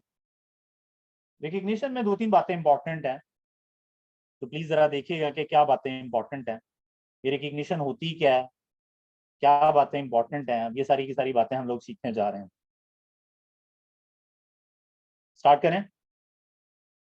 पहले तो ये सर, ये थ्योरेटिकल एक एमसीक्यूज आता है सर, थ्योरेटिकली एक एमसीक्यूज आ जाता है इसमें से कि वो रिकग्निशन क्राइटेरिया सीधा सीधा पूछ लेगा। ये थ्योरेटिकल एक MCQ. What is the recognition criteria in IAS 16? तो इसलिए याद होना चाहिए। अब इसकी एप्लीकेशन सीखेंगे, लेकिन अभी तो सिर्फ ये इंपॉर्टेंट है कि रिकग्निशन क्राइटेरिया पता हो। रिकग्निशन है क्या? किसी भी चीज को, किसी भी चीज को लिखना, बुक्स में लिखना क्या कहलाता है? रिकग्निशन। किसी भी चीज को बुक्स में लिखना क्या कहलाता है? रिकग्निशन। इन अदर वर्ड्स आप कह सकते हैं डबल एंट्री पास करना किसी एसेट के लिए रिकग्निशन कहलाता है। मैं किस दिन प्लान को लिखूंगा, उस दिन के, जिस दिन मैं उसे लिख रहा हूँ उससे उस दिन के लिए क्या वैल्यू होता है? ये रिकग्निशन डेट है। तो डबल एंट्री का दूसरा नाम हमने क्या रख दिया? एक एसेट बुक्स में नहीं है, उसे पहली दफा लिखने का नाम क्या है? रिकग्निशन। एक फर्नीचर खरीदा है, लिख लें जी, तो ये रिकग्निशन कहलाएगा। रिकग्निशन क्या होता है, जरा जल्दी से बताएं। प्रॉपर्टी प्लान एंड इक्विपमेंट को फाइनेंशियल स्टेटमेंट्स में इनकॉर्पोरेट करना। एक चीज आपकी बुक्स में नहीं है, उसे पहले दिन लिखना क्या कहलाता है? बचपन में आप इसे डबल एंट्री पास करना कहते थे। तो ये रिकग्निशन क्या है कि अगर आप एक डबल एंट्री बनाने लगे हैं किसी नॉन करेंट एसेट पीपी को लिखने की, तो भाईजान पहले देख लो ये क्राइटेरिया पूरा हो तो लिखो, नहीं तो ना लिखो। क्या ये बात क्लियर है? तो सबसे पहले ये लोग क्या कहते हैं, तो ये जरा प्लीज देखिएगा कि वे क्या करने लगे हैं हम। सबसे पहले ये लोग क्या कहते हैं, जरा गौर कर। सबसे पहले ये लोग कहते हैं, क्या कहते हैं, जरा समझना है। तो कहते हैं सबसे पहले तो ये देखो, ये प्रॉपर्टी प्लान एंड इक्विपमेंट की डेफिनेशन भी पूरी करता है चीज या नहीं। अगर एक चीज प्रॉपर्टी प्लान एंड इक्विपमेंट की डेफिनेशन ही पूरी नहीं करता, तो क्या मैं उसे प्रॉपर्टी प्लान एंड इक्विपमेंट के नाम से लिख सकता हूँ? तो सबसे पहले उन्होंने क्या डेफिनेशन पूरी करा? टेंजिबल होनी चाहिए, और क्या होने चाहिए? नॉन करेंट होने चाहिए, और क्या होने चाहिए? Held for tangible, non current assets and held for, यहाँ तक सारे साथ हैं, tangible, non current assets and held for. अगर घर होगा तो क्या वो लिखा जा सकता है रेंट पे देने के लिए? अगर घर है और यूज के लिए हो सकता है, यूज वाला तो सारे एसेट्स आएंगे, रेंट पे लड़ाई थी सिर्फ। क्या क्या ये बात क्लियर है? अच्छा, कोई करंट एसेट आ सकता है? तो सबसे पहले उन्होंने कहा यार पहले बाकी बातें तो बाद में, पहले डेफिनेशन तो पूरी करा लो। हमने कहा डेफिनेशन पूरी हो गई। अब अब उन्होंने कहा यार दो क्राइटेरियाज, कॉस्ट रिलायबल होनी चाहिए। रिलायबल का मतलब है जिस पे यकीन किया जा सके, जिसे प्रूव किया जा सके। तो यार अगर हमने गाड़ी खरीदी है तो पेमेंट की होगी, तो उसकी पेमेंट की रिसीट्स हमारे पास हैं, तो प्रूव किया जा सकता है कि हमने इतने की बाय की है, तो रिलायबल है cost. So cost can be measured reliably. उन्होंने कहा जी अगर आपने प्रॉपर्टी प्लान एंड इक्विपमेंट लिखना है तो cost cost cost must be measured reliably. अब इसमें इंपॉर्टेंट बात पता क्या है? ये रिलायबल का वर्ड, ये रिलायबल का वर्ड इधर से हटा दें, गलत हो जाएगा। और ये खेलता भी है आपके साथ एग्जामिनर, वो लिखता है कॉस्ट कैन बी मेजर्ड, और आप कॉस्ट कैन बी मेजर्ड पे रहते हैं और आपको लगता है ट्रू है, हालांकि गलत है। तो इंपॉर्टेंट क्या है? तो cost can be measured reliably, या फेयर वैल्यू रिलायबल हो, फेयर वैल्यू मतलब मार्केट पर। तो जिस एसेट को आप लिख रहे हैं उसकी अगर आपको कॉस्ट रिलायबली पता है तो आप लिखेंगे, अदरवाइज नहीं लिखेंगे। दूसरा, probable future economic benefits. Probable का मतलब होता है मोर देन 50% चांसेस हैं कि एसेट से के यूज से हमें फायदा मिलेगा। क्या बेनिफिट्स हैं प्लीज बताएं जरा। 50% से ज्यादा चांसेस हैं कि हमें एसेट से बेनिफिट मिले। तो प्लीज ये रिकग्निशन क्राइटेरिया क्यों याद रखना है, जरा जल्दी से बताएं मुझे। जी सर, ताकि एक एमसीक्यूज को सॉल्व कर सके, और वो एमसीक्यूज बिल्कुल सीधा सीधा, यही क्राइटेरिया पूछे उन्होंने। बताएं कितने क्राइटेरिया हैं? दो, कॉस्ट रिलायबल और इनफ्लो प्रोबेबल। लेकिन ये दो क्राइटेरिया अप्लाई करने से पहले क्या देखना पड़ेगा? डेफिनेशन। पक्का करें इस बात को, पहले तो थ्योरेटिकली पक्का करें, फिर इसकी एप्लीकेशन देखते हैं। यहाँ तक सारे साथ हैं?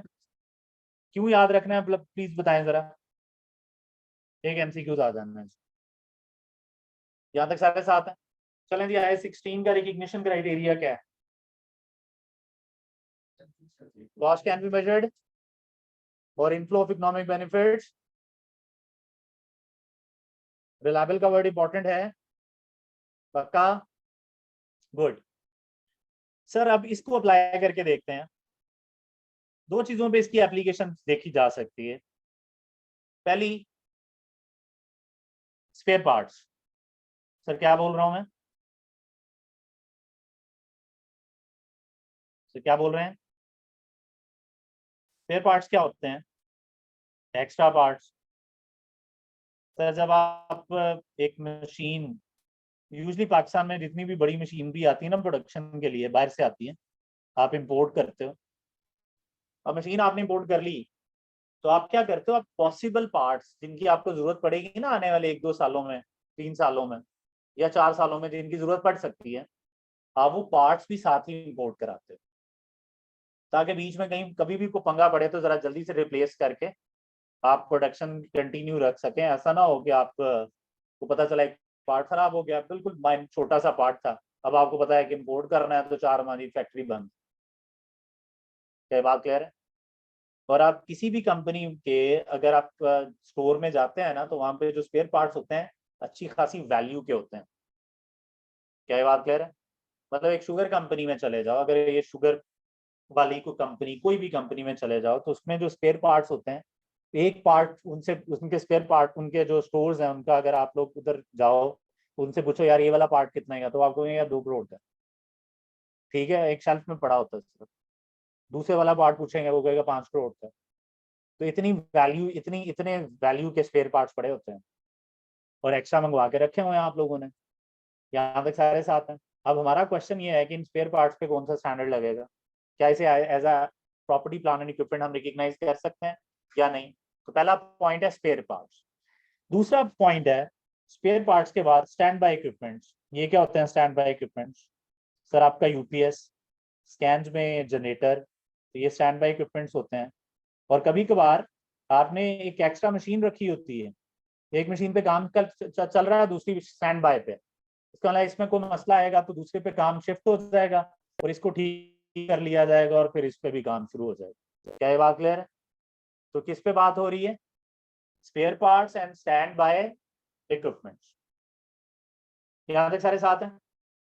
फिर थर्ड बात है सेफ्टी इक्विपमेंट्स। स्कैन्स की एंट्रेंस पे जो भी सिस्टम है, सेफ्टी इक्विपमेंट्स। यहाँ तक सारे साथ हैं? तो सर ये इन पे बात करने जा रहे हैं जी। तो समझ लगे टॉपिक क्या है? टॉपिक ये है कि यार इसे प्रॉपर्टी प्लान एंड इक्विपमेंट के नाम पे लिखें या ना लिखें। तो जब आप बड़े गौर से देखोगे ना उनके पार्ट्स को, तो स्टोर वाले भाई से ही आप पूछ लेंगे यार कि ये कितनी देर बाद पार्ट रिप्लेस होता है, तो कहेगा यार 3-4 साल बाद एक दफा जरूरत पड़ती है। किसी दूसरे पार्ट के बारे में पूछेंगे, वो कहेगा यार 2-3 साल बाद। एक और पार्ट के बारे में पूछा, वो कहेगा 5 साल बाद।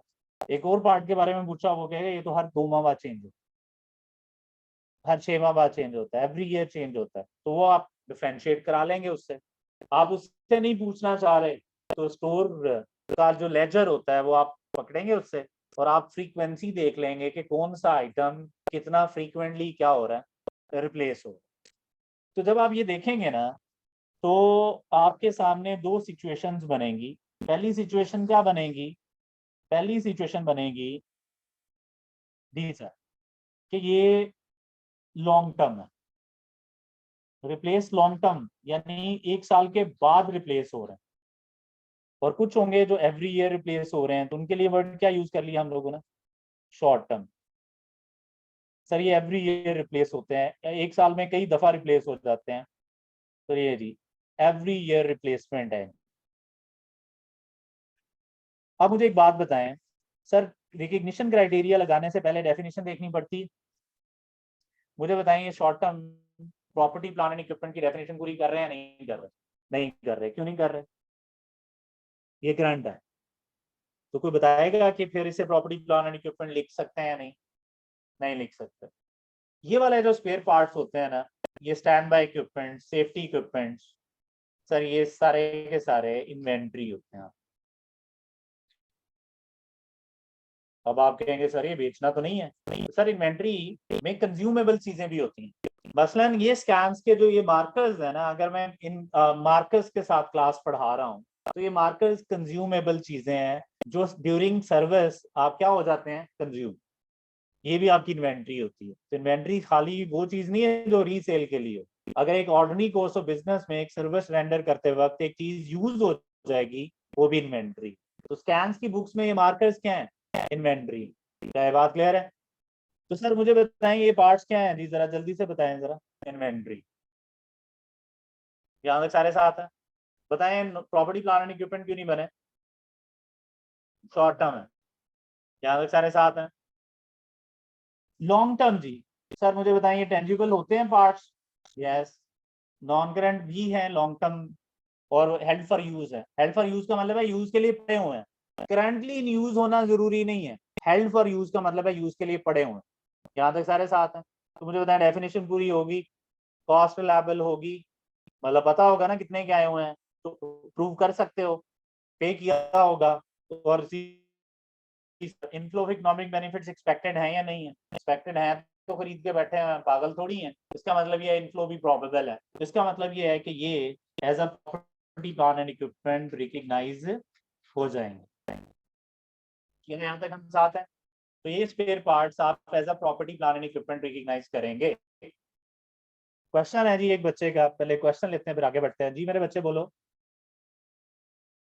ये हर जगह पे अप्लाई करना पुत्र। ऑपरेटिंग साइकिल वाली डिबेट हर जगह पे थी, क्या ये बात क्लियर है? लेकिन बाय कन्वेंशन क्या चलता है? 1 ईयर।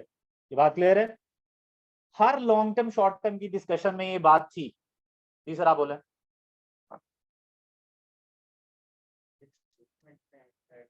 जी सर, रेगुलर इन्वेंट्री में कंज्यूमेबल्स के नाम से बड़ी होती है सर। ठीक है, रॉ मटेरियल अलहदा बड़ा होता है, वर्क इन प्रोग्रेस अलहदा होता है, फिनिश गुड्स अलहदा है, और इसी तरह कंज्यूमेबल्स के नाम से भी अलहदा पड़ी होती है। ठीक है बॉय? और कोई, और किसी का क्वेश्चन? यहाँ तक सारे साथ हैं? कंफर्म? तो बताएंगे स्पेयर पार्ट्स पे कौन सा स्टैंडर्ड लगना है? कभी IS 16, कभी IS 2। इन्वेंट्री कौन से स्टैंडर्ड में? और ये वाले भाई प्रॉपर्टी प्लान एंड इक्विपमेंट वाले भाई IS 16। यहाँ तक सारे साथ हैं? अगर किसी का कोई क्वेश्चन है तो प्लीज पूछे। बच्चा पूछ रहा है सर अगर यूज में है तो करंट? नहीं जी, तो नॉन नॉन करंट है, वो नॉन करंट ही होता है। यूज में है, ज्यादा 1 साल से ज्यादा यूज होना है ना, तो नॉन करंट हुआ। मैं ठीक है, यहाँ तक सारे साथ हैं। ओके, एक बात जो और पता होनी चाहिए, सर अगर क्राइटेरिया पूरा हो गया तो आपने क्या करना है, डबल एंट्री बना देनी है। और क्या डबल एंट्री बनेगी, property plan and equipment debit करना है, एसेट है, एसेट खरीद रहे हैं आप, तो debit property plan and equipment, credit अगर पे कर दिया तो कैश, नहीं पे किया तो पेबल। तो as a property plan and equipment आप एंट्री बनाएंगे, लेकिन एंट्री बनाने से पहले कुछ सोचना है या नहीं सोचना, आंसर है अब हमेशा सोचना। बचपन में नहीं बात करते होते थे, लेकिन अब क्या है, जब भी एंट्री बात पास करने की बात करनी है तो क्या देखना है, क्राइटेरिया, रिकग्निशन क्राइटेरिया पूरा होगा तो एंट्री बनेगी, अदरवाइज एंट्री नहीं बनेगी। मेहर भाई है ऑनलाइन में, तो कह रहे हैं सर रिपीट करते हैं, नहीं समझ आई kindly.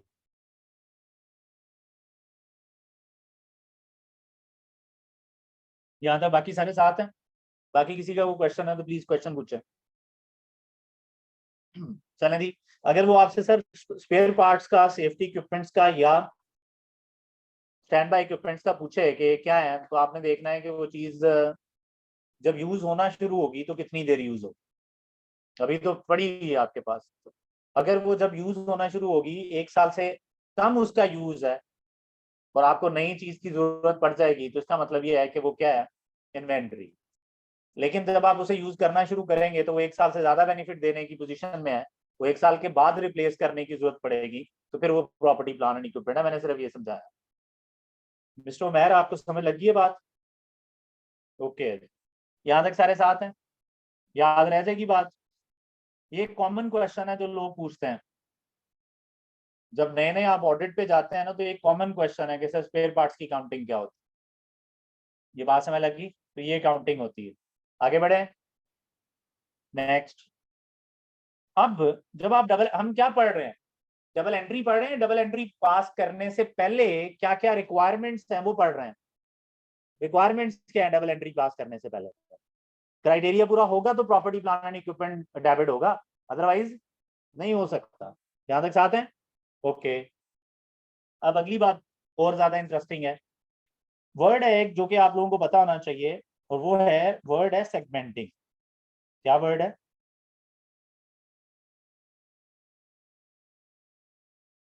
Segmenting.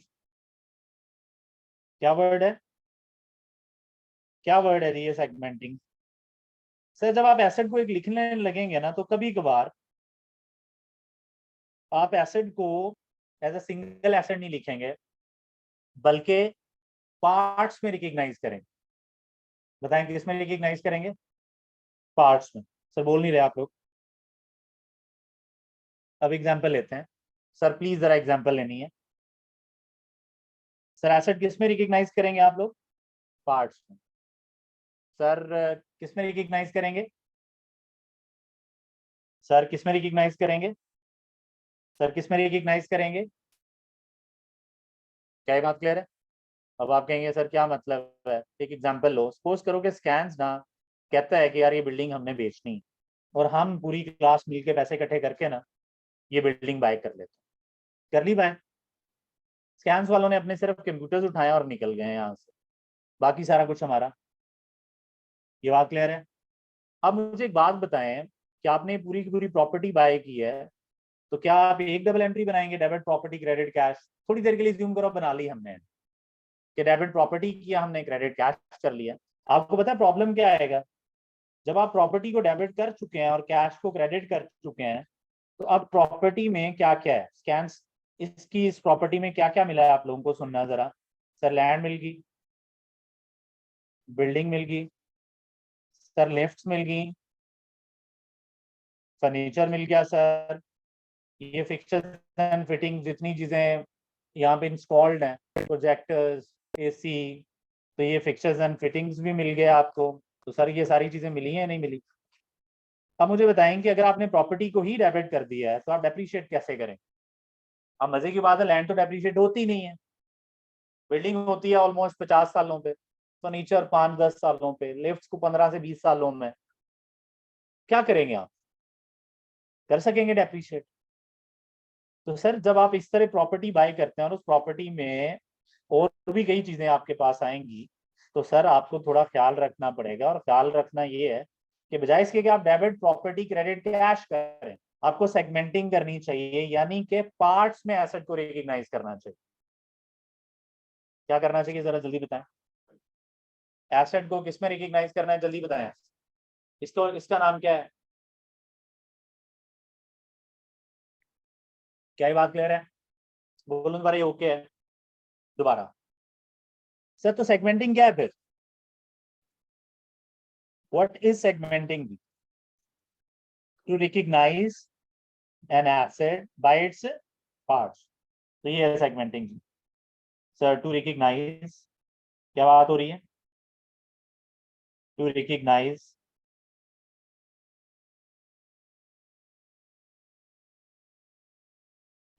an asset by its parts। Sir parts को आप डेबिट करेंगे बाय इट्स पार्ट्स, तो इसका मतलब सही डबल एंट्री क्या बननी चाहिए? डेबिट लैंड लैदा, बिल्डिंग लैदा, फर्नीचर लैदा, लिफ्ट से लैदा, बाकी भी इक्विपमेंट लैदा, और क्रेडिट कैश। सर मुझे बताएं कि फायदा क्या होगा? सर जो फायदा है ना इसका, जो फायदा है वो है कंपोनेंट बेस्ड डेप्रिसिएशन, कि आप कंपोनेंट्स पे डेप्रिसिएशन चार्ज करेंगे, ये फायदा है, और सही डेप्रिसिएशन चार्ज कर पाएंगे, कंपोनेंट बेस्ड डेप्रिसिएशन।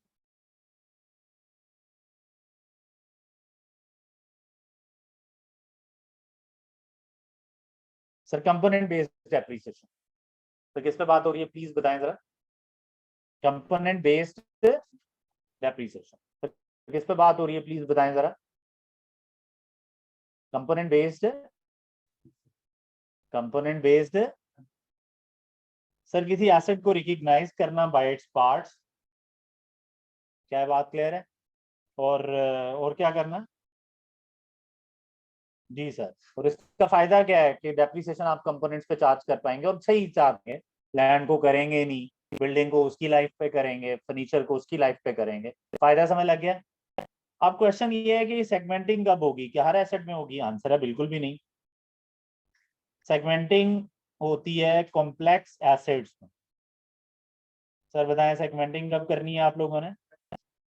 सेगमेंटिंग करेंगे आप in case of complex assets, in case of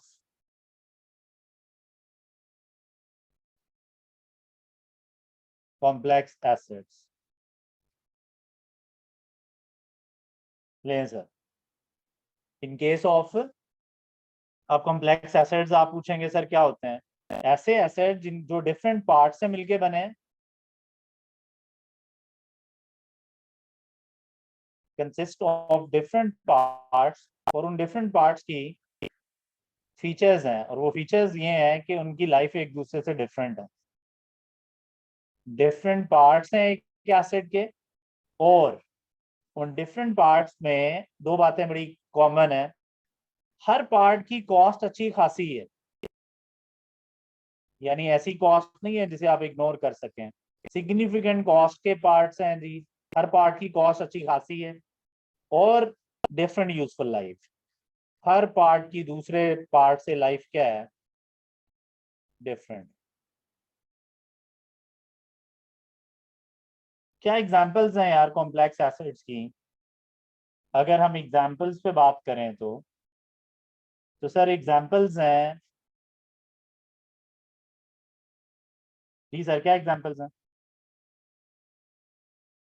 examples हैं प्रॉपर्टी, सबसे पहली एग्जांपल, अगर आप एक फर्निश्ड प्रॉपर्टी बाय कर लें तो उसमें फर्नीचर अलहदा, एसी अलहदा, और लैंड अलहदा, बिल्डिंग अलहदा लिखी जाएगी।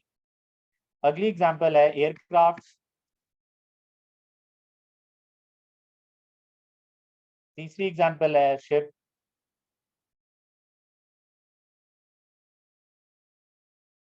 तो सर ये बेस्ट एग्जांपल्स हैं कॉम्प्लेक्स एसेट्स की। ऐसी कोई भी मशीन जो डिफरेंट पार्ट से मिलकर बनी है और उनकी लाइफ एक दूसरे से डिफरेंट है, तो ये बड़ा क्लियरली क्वेश्चन में पता चला करेगा। वो कहेगा एक एसेट है, उसके ये पार्ट्स हैं और लाइफ उनकी डिफरेंट हुआ करेगी, तो आप उसमें सेगमेंटिंग ही किया करेंगे, आप उसमें एसेट्स को अलहदा अलहदा डेप्रिशिएट अलहदा अलहदा ही करेंगे। तो ये काम आपने करना है हर कॉम्प्लेक्स एसेट की सिचुएशन में। सर क्या ये बात समझ लगी? सेगमेंटिंग का रिवर्स क्या है? सेगमेंटिंग का रिवर्सल क्या है, यानी उल्टा क्या है इसका? एग्रीगेशन। एग्रीगेशन भी की जा सकती है। मसलन स्कैन्स अगर ये चेयर्स खरीदता है, जिन चेयर्स पे आप बैठे हो, तो सपोज करें इन्होंने 500 चेयर्स खरीदी हैं, तो सर हर चेयर की एंट्री अलहदा पास नहीं करनी, 500 चेयर्स की एक ही एंट्री बनाए। सिग्निफिकेंट कॉस्ट जो है बड़ी छोटी सी कॉस्ट है, सिमिलर नेचर के एसेट्स हैं, तो इनको इकट्ठा ही लिखा जाएगा, एक ही एंट्री बनाएंगे, debit chairs credit cash. Otherwise 500 entries बनानी पड़ेंगी, हर शेयर की अलहदा बनाऊं। क्या ये बात क्लियर है? और जो चीज एंट्री में आ जाएगी फिर वो टी अकाउंट भी उसका अलहदा बनेगा। तो ऐसा नहीं होता कि 500 शेयर्स के टी अकाउंट्स बनाए हुए हैं आपने। क्या ये बात समझ लगी है? प्लीज बताएं जरा, बोलो दोबारा, ये ओके है, कंफर्म? तो एग्रीगेशन क्या होती है? छोटी छोटी चीजों को इकट्ठा एंट्री बना देना, मिला के। सेगमेंटिंग क्या होती है? एक कॉम्प्लेक्स एसेट को पार्ट्स में रिकॉग्नाइज करना सेगमेंटिंग होती है। सेगमेंटिंग का सबसे बड़ा बेनिफिट क्या है, प्लीज बताएं? सबसे बड़ा बेनिफिट क्या है? Component component based component based component based. क्या बात क्लियर है? क्या बच्चे? सॉरी, एग्रीगेशन है क्या आप सिमिलर नेचर के स्मॉल वैल्यू के एसेट्स को कंबाइन करके एक एंट्री बना देते हैं। 500 चेयर्स अगर आपने खरीदी हैं, तो हर शेयर की अलहदा एंट्री नहीं बनानी, बल्कि 500 की एक ही एंट्री बना दें, सबकी कॉस्ट की इकट्ठी एंट्री। क्या ये बात क्लियर है? इंपॉर्टेंट सेगमेंटिंग है, इसलिए मैंने सिर्फ सेगमेंटिंग ही लिखा है, एग्रीगेशन सिर्फ मैंने बता दी है। तो सर ये वो बातें हैं जो कि रिकग्निशन के टाइम पे आपके माइंड में होनी चाहिए। चले बताएं जी, एंट्री बनाते हुए समटाइम्स क्या करना पड़ेगा? एग्रीगेशन। समटाइम्स क्या करनी पड़ेगी? सेगमेंटिंग करनी पड़ेगी। क्या ये बात क्लियर है? समटाइम्स क्या करना पड़ेगा? Sometimes segmenting, sometimes aggregation. क्या ये बात क्लियर है? जी भाई, कर सकते हैं, फिर लहदा लिख लेंगे, लेकिन अकाउंट एक ही बन रहा होता है। मतलब अगर उनके पास 10 गाड़ी है ना, तो 10 गाड़ियों का एक ही अकाउंट मेंटेन किया होता है व्हीकल्स के नाम से। ठीक है, इकट्ठे नहीं कर रहे होते, वैसे तो इकट्ठे ही कर रहे होते हैं। देख, डेप्रिसिएशन का पंगा होता है सिर्फ और सिर्फ जब खरीद रहे होते हैं या जब बेच रहे होते हैं, अदरवाइज तो पूरे साल की डेप्रिसिएशन चार्ज करनी होती है आपको। बात समझ लगी? अगर आपने एक मशीन खरीदी आज, दूसरी मशीन खरीदी दूसरे साल, तीसरी मशीन खरीदी तीसरे साल, तो चौथे साल में तो सब पे एक ही रेट लग रहा होगा ना डेप्रिसिएशन। सही है? और कोई जी? ले जी, आज के लिए इतना ही। इंशाल्लाह कल मुलाकात होगी। कल हम पढ़ेंगे कि डबल एंट्री कितनी अमाउंट से पास होनी है। कल से अमाउंट्स वाली कहानी शुरू। आज के लिए इतना ही। अल्लाह हाफिज।